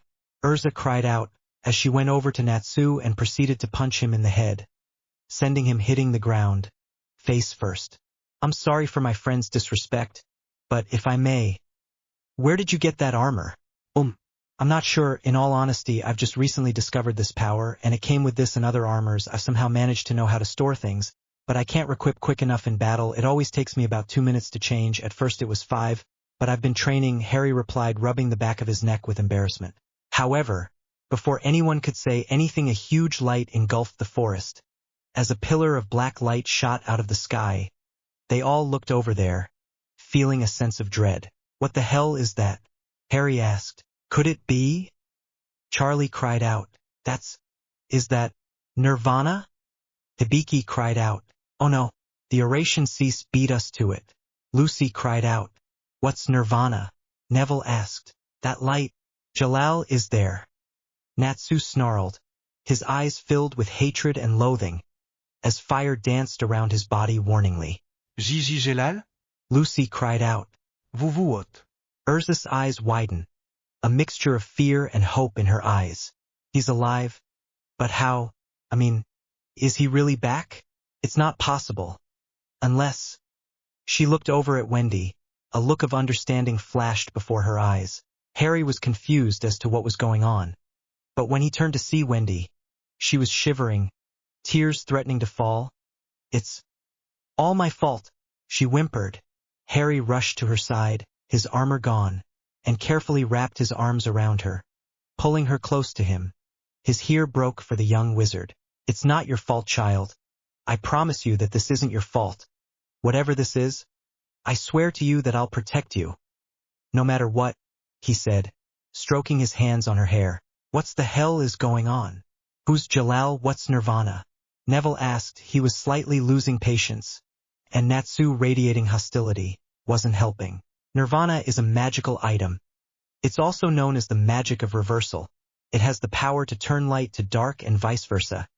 It works based on people's emotions. Say a good wizard had thought of revenge and destruction after seeing his family die. A light wizard with extreme amounts of negative emotions would become a dark wizard. A dark wizard with a huge amount of negative emotions would become a light wizard, Hibiki informed them. I can't let them meet again, Natsu snarled, as he began to rush into the woods. No matter what, he cried out.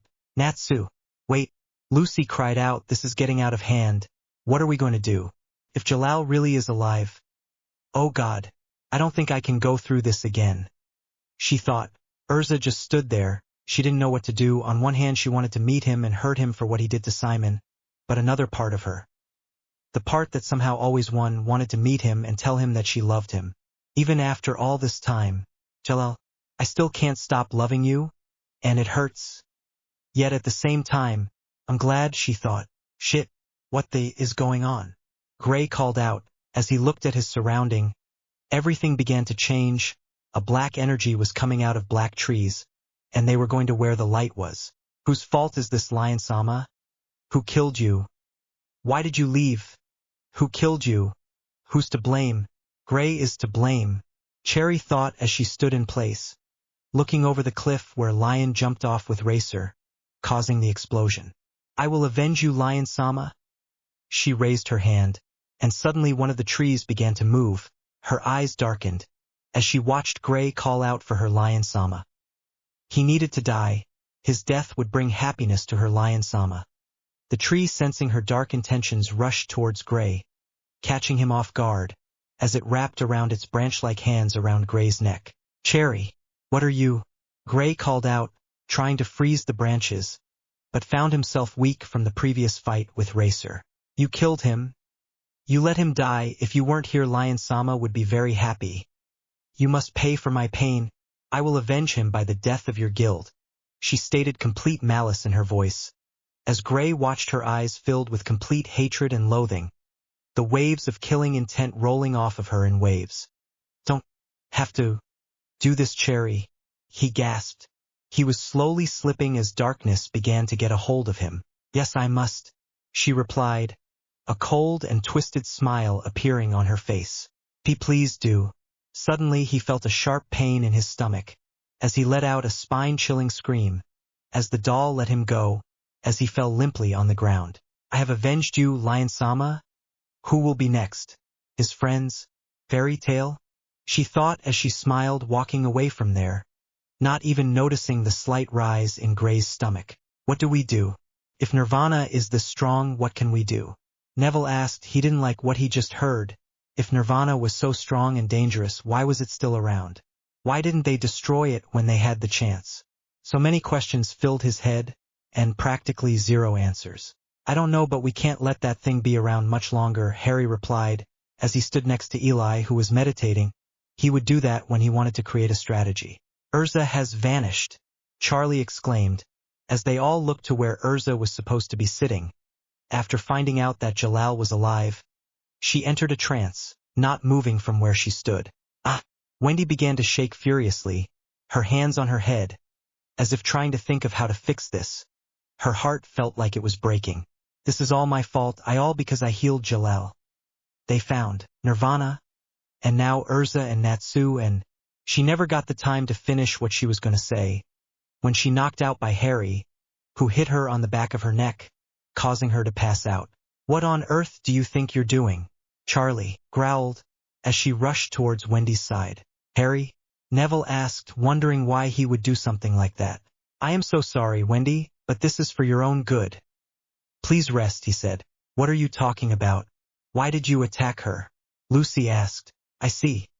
So that's why you knocked her out, Neville stated. Yeah. I hated doing that, but we can't have Wendy turn dark.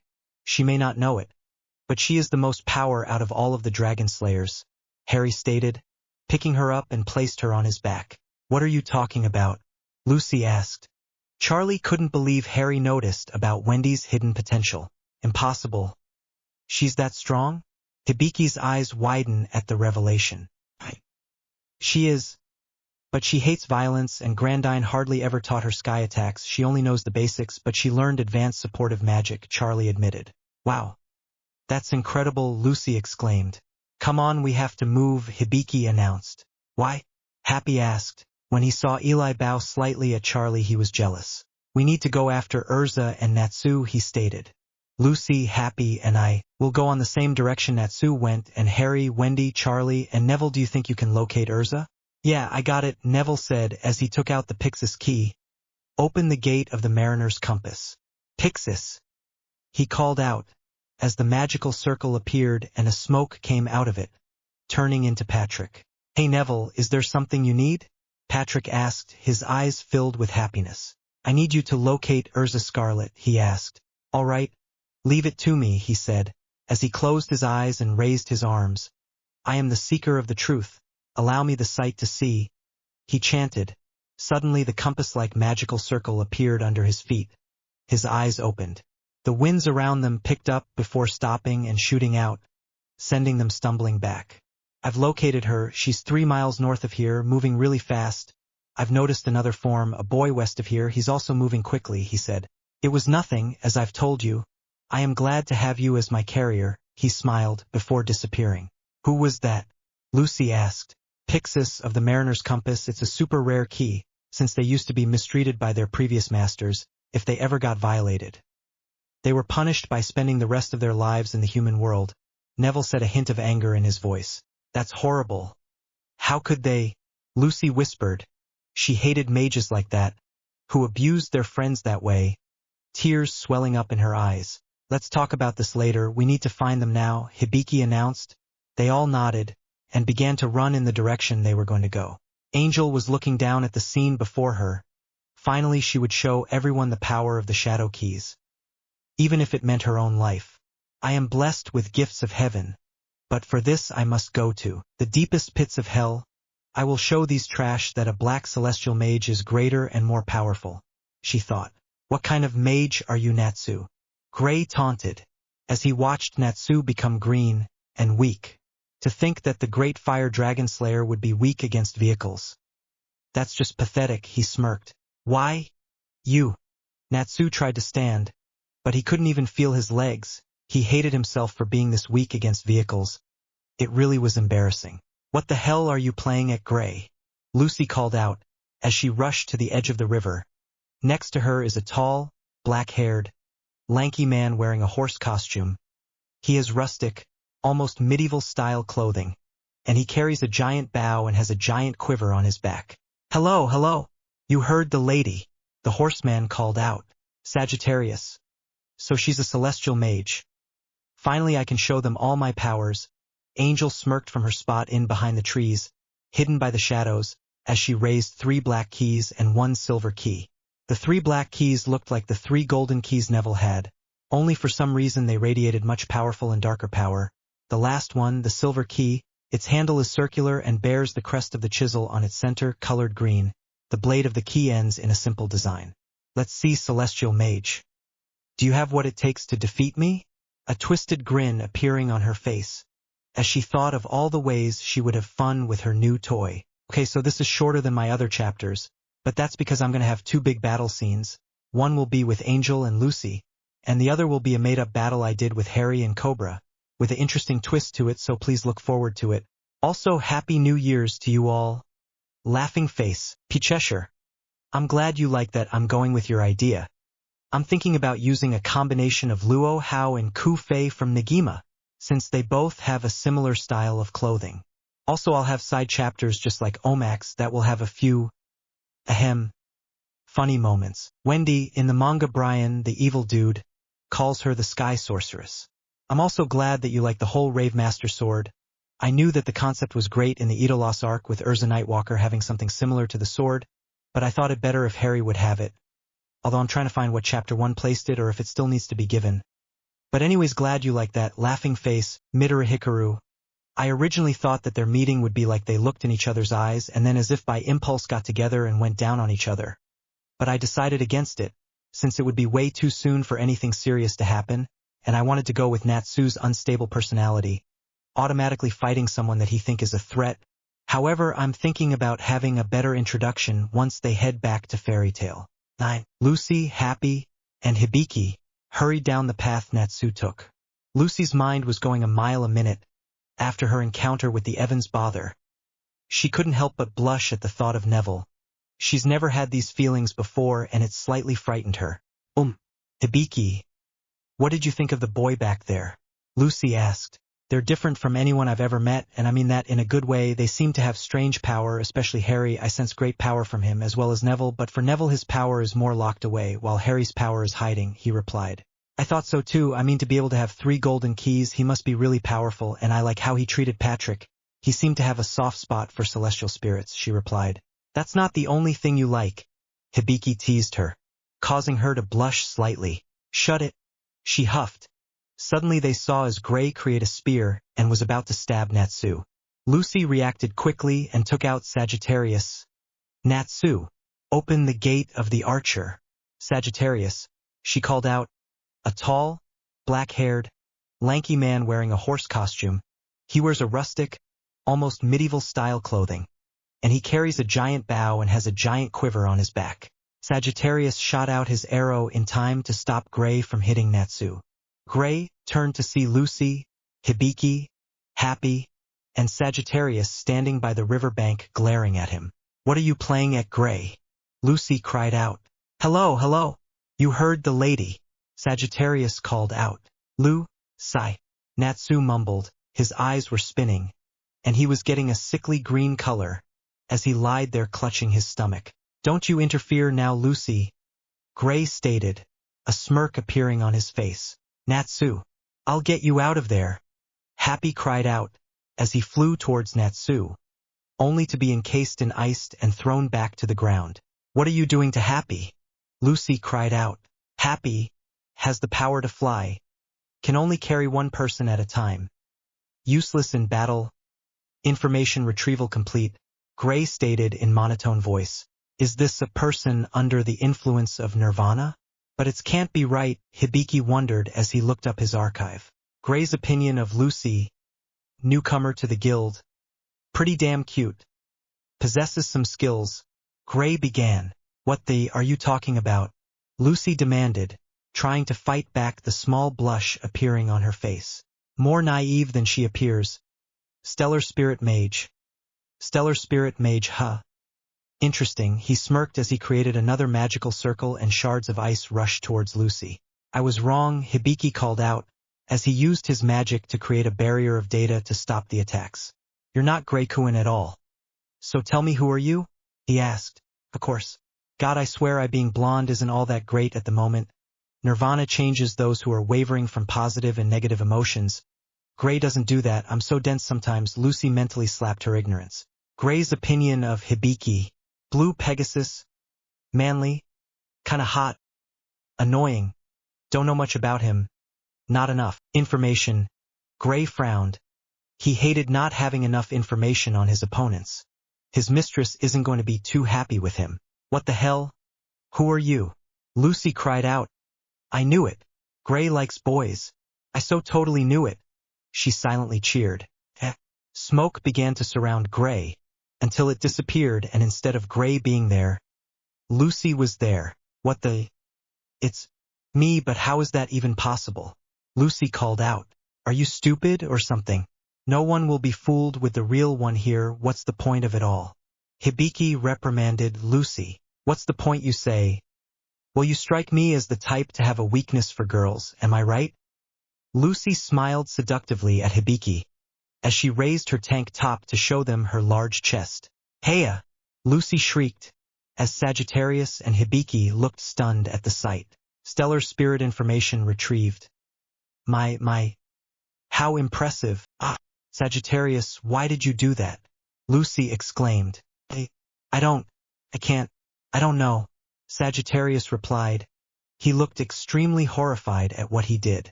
"How did he?" Lucy turned to see her doppelganger standing there with a smile on her face. Hibiki fell on the floor, trying not to put any support on his right arm. Lucy rushed to his side. "Is she somehow controlling my stellar spirit?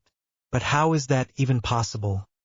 "Better yet, they could use Gray's ice make magic." "But how?" She bit her lip trying to come up with a conclusion.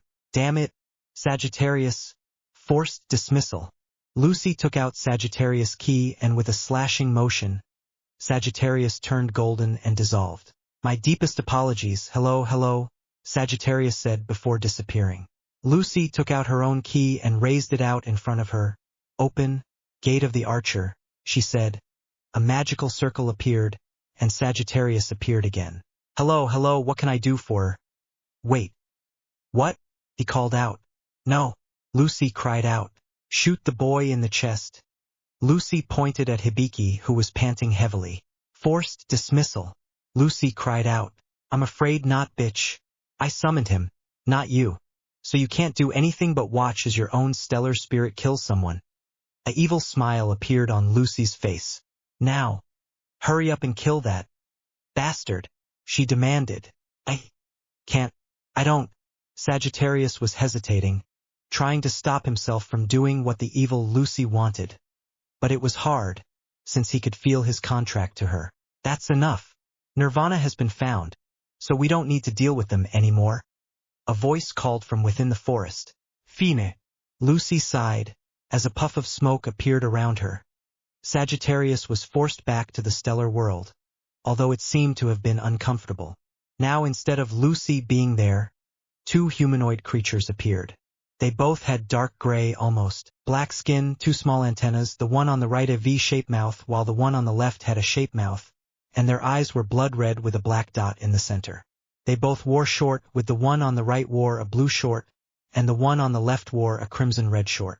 Hello there, my sweet Lucy. Say hello to the beautiful angel.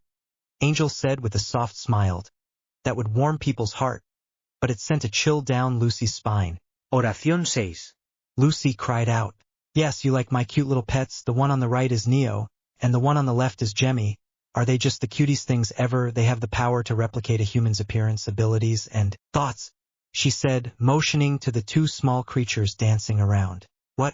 That's right, I'm like you, but only powerful. I'm a dark stellar spirit mage.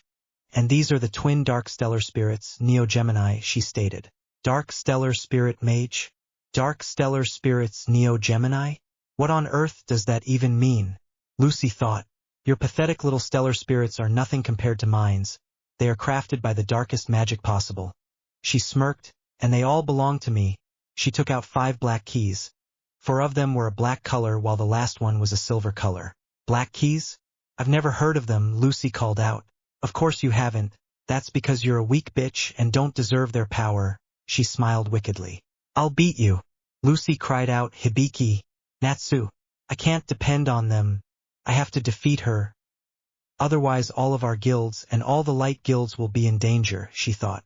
Taking in a look at her surroundings, she let a small smile grace her lips. Good thing we're right by a river. So I can use water to my advantage, she thought. How about you hand over those keys of yours, since it seems that you're not fit to have them, Angel ordered. Neo Gemini, withdraw, Angel stated. Take that bitch out.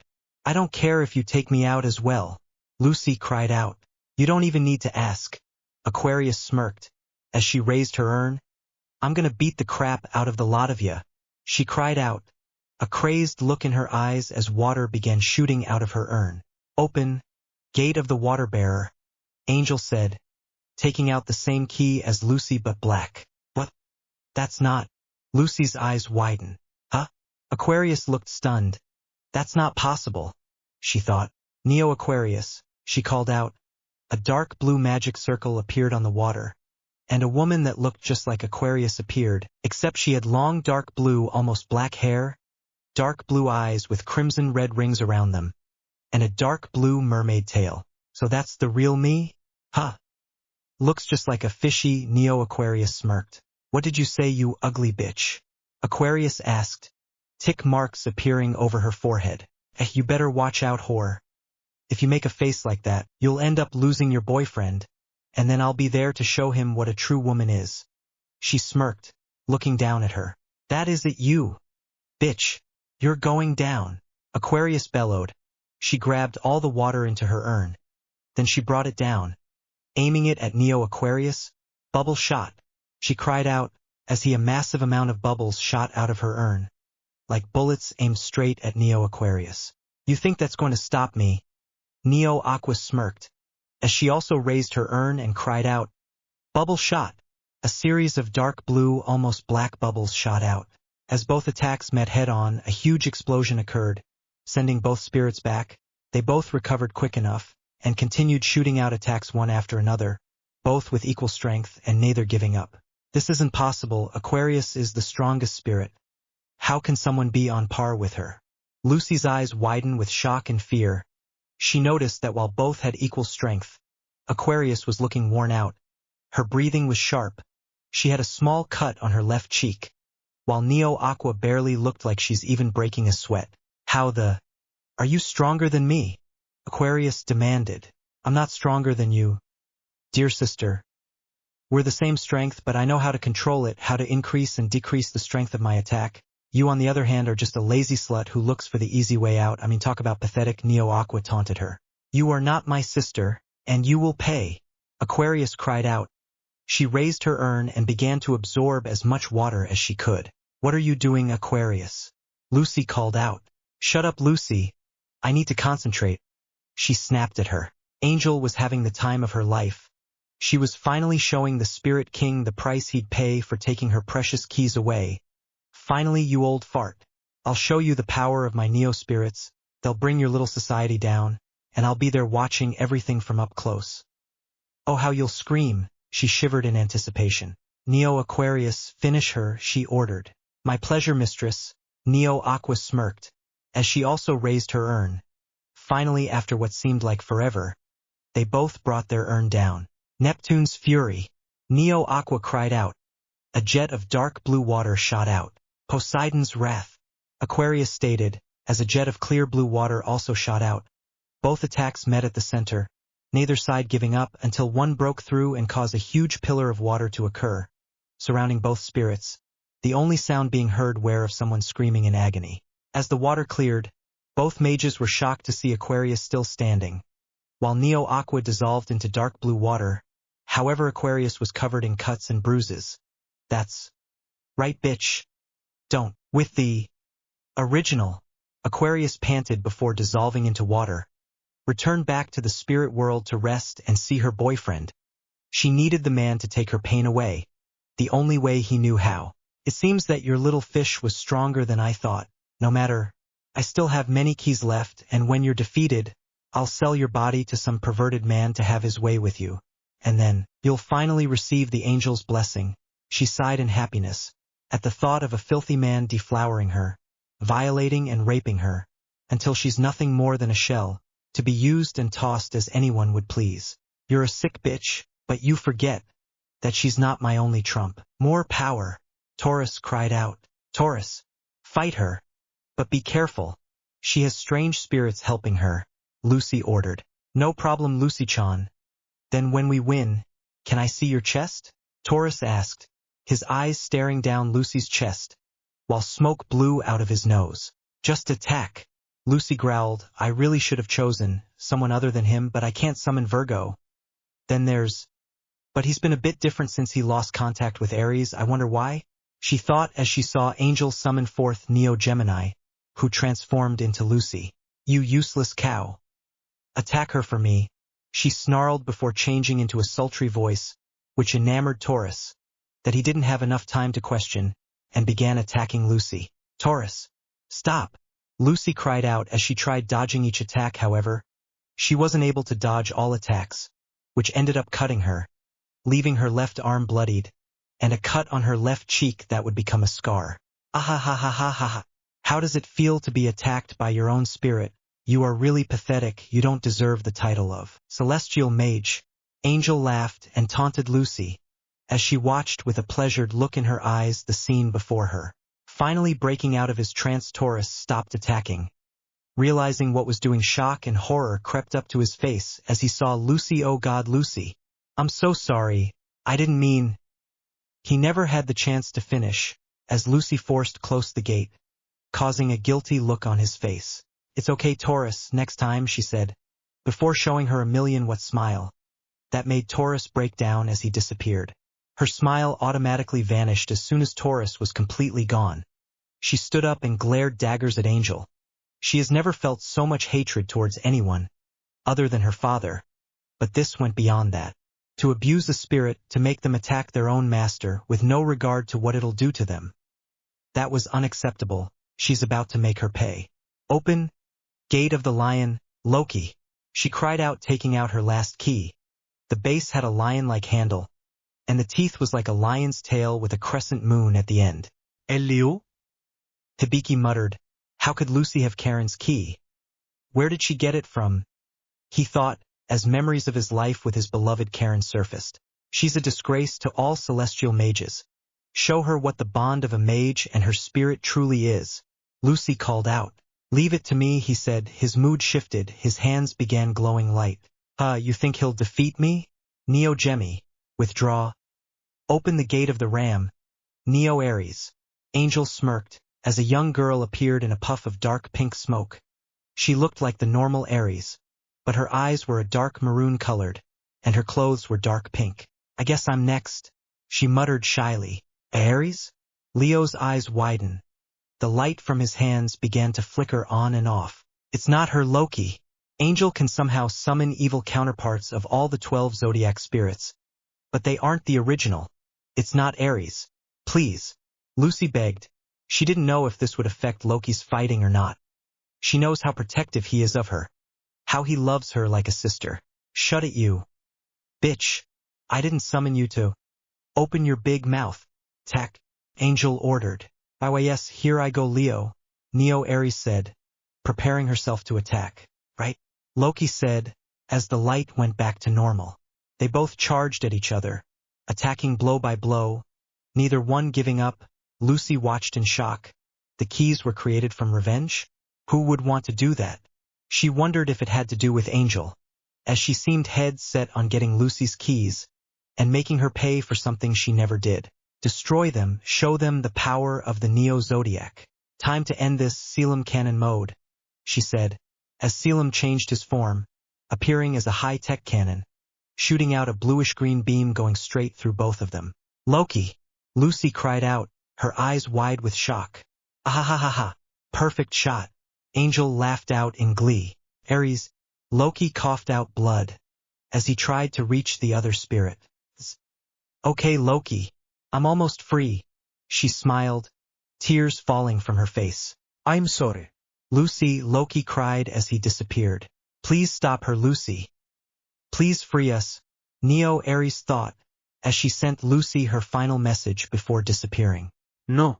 Lucy gasped, as she heard Neo Ares' final words. Tears began falling from her eyes as she watched in horror, as Angel seemed to be absolutely giddy with happiness knowing that she is about to defeat Lucy. Did you see that, Lucy-chan 3? I can summon 2 spirits at the same time. Oh, it seems like you can call on your knight for a. While Angel beamed as she cheered. How could you? Lucy demanded. What? They can't die. I did them a favor. God knows I did that bitch a favor as well by taking her life to make my Ares. Angel shrugged. What? Hibiki and Lucy called out in unison. Oh, didn't you know? All of my spirits were made from the souls of previous stellar spirit mages, and infused with darkness magic, to make my own little spirits. I used that slut Karen to make my sweet little Neo Ares. She grinned, her eyes wide and creepy looking. Karen? Hibiki whispered. She killed her. She killed my lover. This stellar spirit mage killed my Karen. Suddenly he realized what his thoughts were doing to him, and oh, I can't think like this, I can't give in to it. I can't let Nirvana get a hold of me. I can't think about Neo Gemini. Angel called out. Neo Gemini turned into Lucy. I defeat you, open gate of the maiden. Vir. Lucy took out Virgo's key, however, before she was able to call out Virgo, she felt her strength leave. What's going on? She panted. She felt as though she has been through a marathon. That's what happens when you summon a lot of spirits without the magical power to support it. Neo Gemi, kill her. Angel said, a look of disgust appearing on her face. With pleasure, Neo Gemi called out, as she took Selim, which changed into its sword form, and began kicking and slashing at Lucy without stopping. Lucy! Hibiki cried out. However, he couldn't find his strength yet. He began channeling all of his magic to move. Lu, Sai. Natsu muttered. He's never felt more useless than he did now. Why can't I help her? Lucy. God, I'm so sorry, he thought as tears slowly began to fall. Ahahaha. This is just too perfect. Look at you all weak and pathetic. Just like Karen when I killed her. This is just great. Angel beamed. Great. Hibiki lost it. He didn't care anymore. He had to stop Angel. He had to avenge his lover, avenge her memory, and especially make Angel pay. He slowly got up and began making his way towards Lucy. A murderous look in his eyes. He was going to end them. End all stellar spirit mages, starting with those 2. Release her. Lucy muttered, glaring at Angel, regardless of her injuries. What? Release all of those spirits you have. They want to be free, and you're hurting them. Free them. Lucy bellowed. Free them. They aren't your toys, they're sprits, and they need to be free. They're in pain, please. You bitch. Neo Gemini. Angel growled, however Neo Gemini didn't seem to be moving. What's wrong with you? Kill that bitch. She barked out. I can hear her voice. Inside our heads, they both spoke out as images and memories of Lucy with all of her stellar spirits, memories of his mother, as well as the memory with Loki. Her voice spoke to her in volumes, the likes of which they've never seen. Lucy spoke of the spirits as if they were friends, not just tools to abuse however the mage saw fit. What? Angel's eyes widen. I can't do it. Her voice? It's soothing. She loves us. Even us that shouldn't exist. From the bottom of her heart. It's pure and she loves us, Neo Gemini stated as tears fell down. They couldn't do it. It felt wrong, it felt extremely wrong. They spent their existence trying to find a way to become true spirits, so indulge in pain, sorrow, and blood that they forgot the real reason they wanted to be true spirits.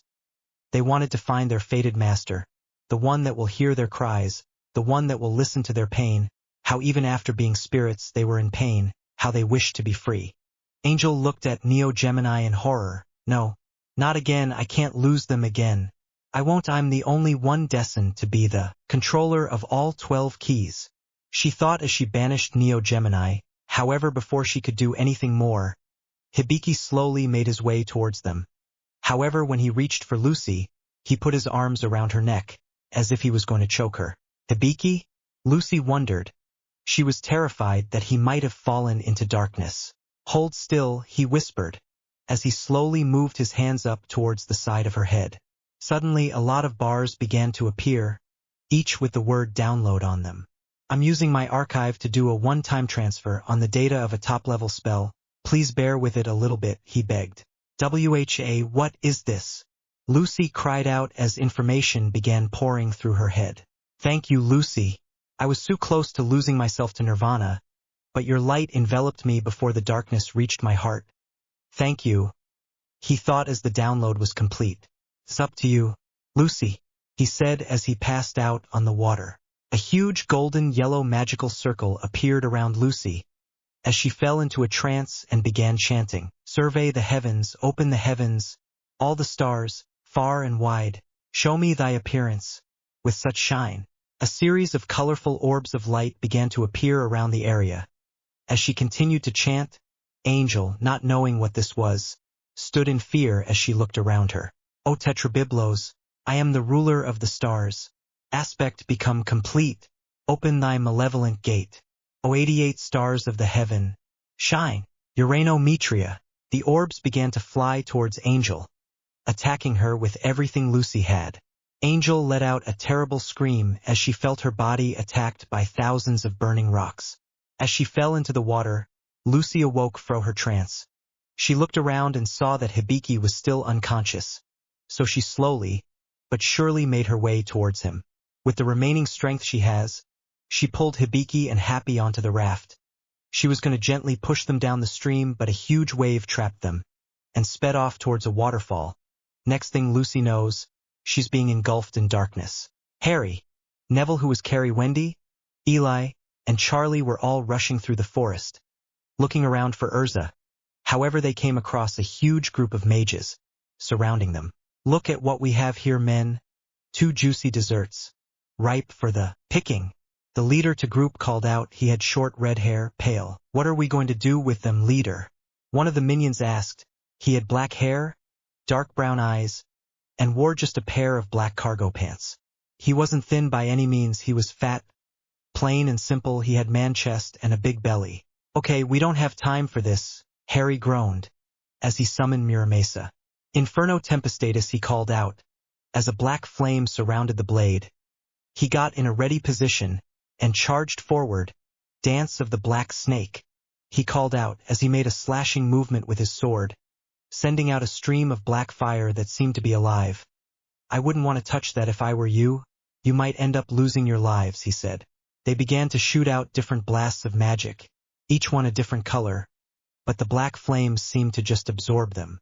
Fine, but don't say I didn't warn you, he muttered. He rose the blade and a huge amount of black flames began to join into the tip of the blade, creating a huge black ball of fire. Hades' final judgment, he cried out as he brought down the blade, pointing it at them. Suddenly the ball shot out and aimed at them. They put up a barrier, but it went right through them. Once the ball made the impact, a huge pillar of black flames erupted. What was that? Charlie asked, surprised that she couldn't feel any heat from it, even though it was fire. It's Muramace's ability.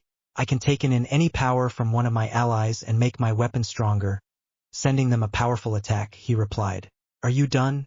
We could have lost track of Urza, Neville stated. Don't worry about it, let's just go, he replied, as they continued their way towards where Urza was, which is exactly where the big light was at. As they got closer, they overheard a scream. Jalal. They both looked at each other, and in a silent agreement, they poured their magic into their legs and sped off towards the sound, hoping to reach their destination in time. As they reached the cave, they saw Urza holding the body of a young man. Urza. Both Harry and Neville called out. He really is alive. Oh, Wendy, why did you do that? Charlie thought. She knew why Wendy was consumed by so much guilt. Harry. Neville. Please help, Jalal is going to take out Nirvana, but he's going to sacrifice himself, she said, tears on her eyes. I don't know who you two are. But I can't hear you. Cobra called out in shock. So it was you that was trying to break through our occlumency shields. You know that's not very nice, intruding in other people's thoughts. Harry glared at Cobra. Neville bent down and placed Wendy on the ground. Charlie, take Wendy and go somewhere safe. I think something big will happen, and I don't want her to get hurt, he whispered to Charlie. Fine, but be careful, I don't know why. But Wendy is attached to Harry, so please be safe. You too, Eli, she replied, looking at both Neville and Eli. Taking Wendy and flying away in the direction opposite of them. She saw Brian making his way towards them, so she quickly rose up and waited until he passed them, and took off. What's this all about? A voice called out from the other end of the cave. Brain. That bastard Jalal cast it. At this rate Nirvana will be destroyed. Cobra panicked. Heh. Did you forget, you maggot, that I'm the one that taught you? Brain smirked, as he made his way towards the spells, and with a simple flick of his wrist the self-destruction spell placed on Nirvana disappeared, as well as the spell on Jalal. Hey, ugly, step away from the thing and surrender. Otherwise I'll have to you up, Harry said, making his Muramasa appear and going into a fighting position. What are you going to do, brat? I will take control of Nirvana and you can't do anything about it. Ha ha ha ha ha ha. Brain laughed out with a mad look in his eyes. Ugh. Can't we just fight one dumbass that doesn't want to take over the world? Neville groaned. Peer. Brain called out. Suddenly the ground shook. We won't let you. Harry and Urza cried out, both charging towards the man. However, before they got near striking distance, the ground broke apart. Jalal began to fall as the cave began to crumble. Urza rushed towards Jalal, reaching her hand out, trying to grasp his hand. Jalal, she cried out. Urza, he said, also reaching out his hand. Any. Help, Neville. Harry called out. Eli replied, spreading his wings, and holding on the collar of Neville's shirt, and they flew out of the cave. Harry. Neville cried out. Harry just smirked as he fell down, allowing himself to be embraced by the darkness. Harry, Gray, Natsu, Loki. Neville, Lucy, Melody, Jalal / Urza, Laxus / Lisana. Romeo / Wendy, Gajil / Levy. And there you have it. You notice that two have on their pairings. That's because I'm going to focus on them for a bit, but this won't purely have romance. Since I'm not that good at writing it, I might have a few, if any, intimacy scenes. If there are, I'll warn you ahead of time just so you can skip it if you're not into it. I might not be too graphic, but it'll still count as pretty smutty. Review. Move on to the Idolos arc, to your second item. I don't know what Yukes, Sooks, or Semez means. If you could offer me a bit of info on what means, I'll answer it to best I can, and I hope you like this chapter. Gary and Riva. Thank you for that comment. I've been having trouble with trying to find someone for everyone, but I hope you like the final pairings I decided to go with. I'm glad you like Loki into the mix, since I haven't seen much of those too, and I really hope you like this chapter. Thanks again for that review.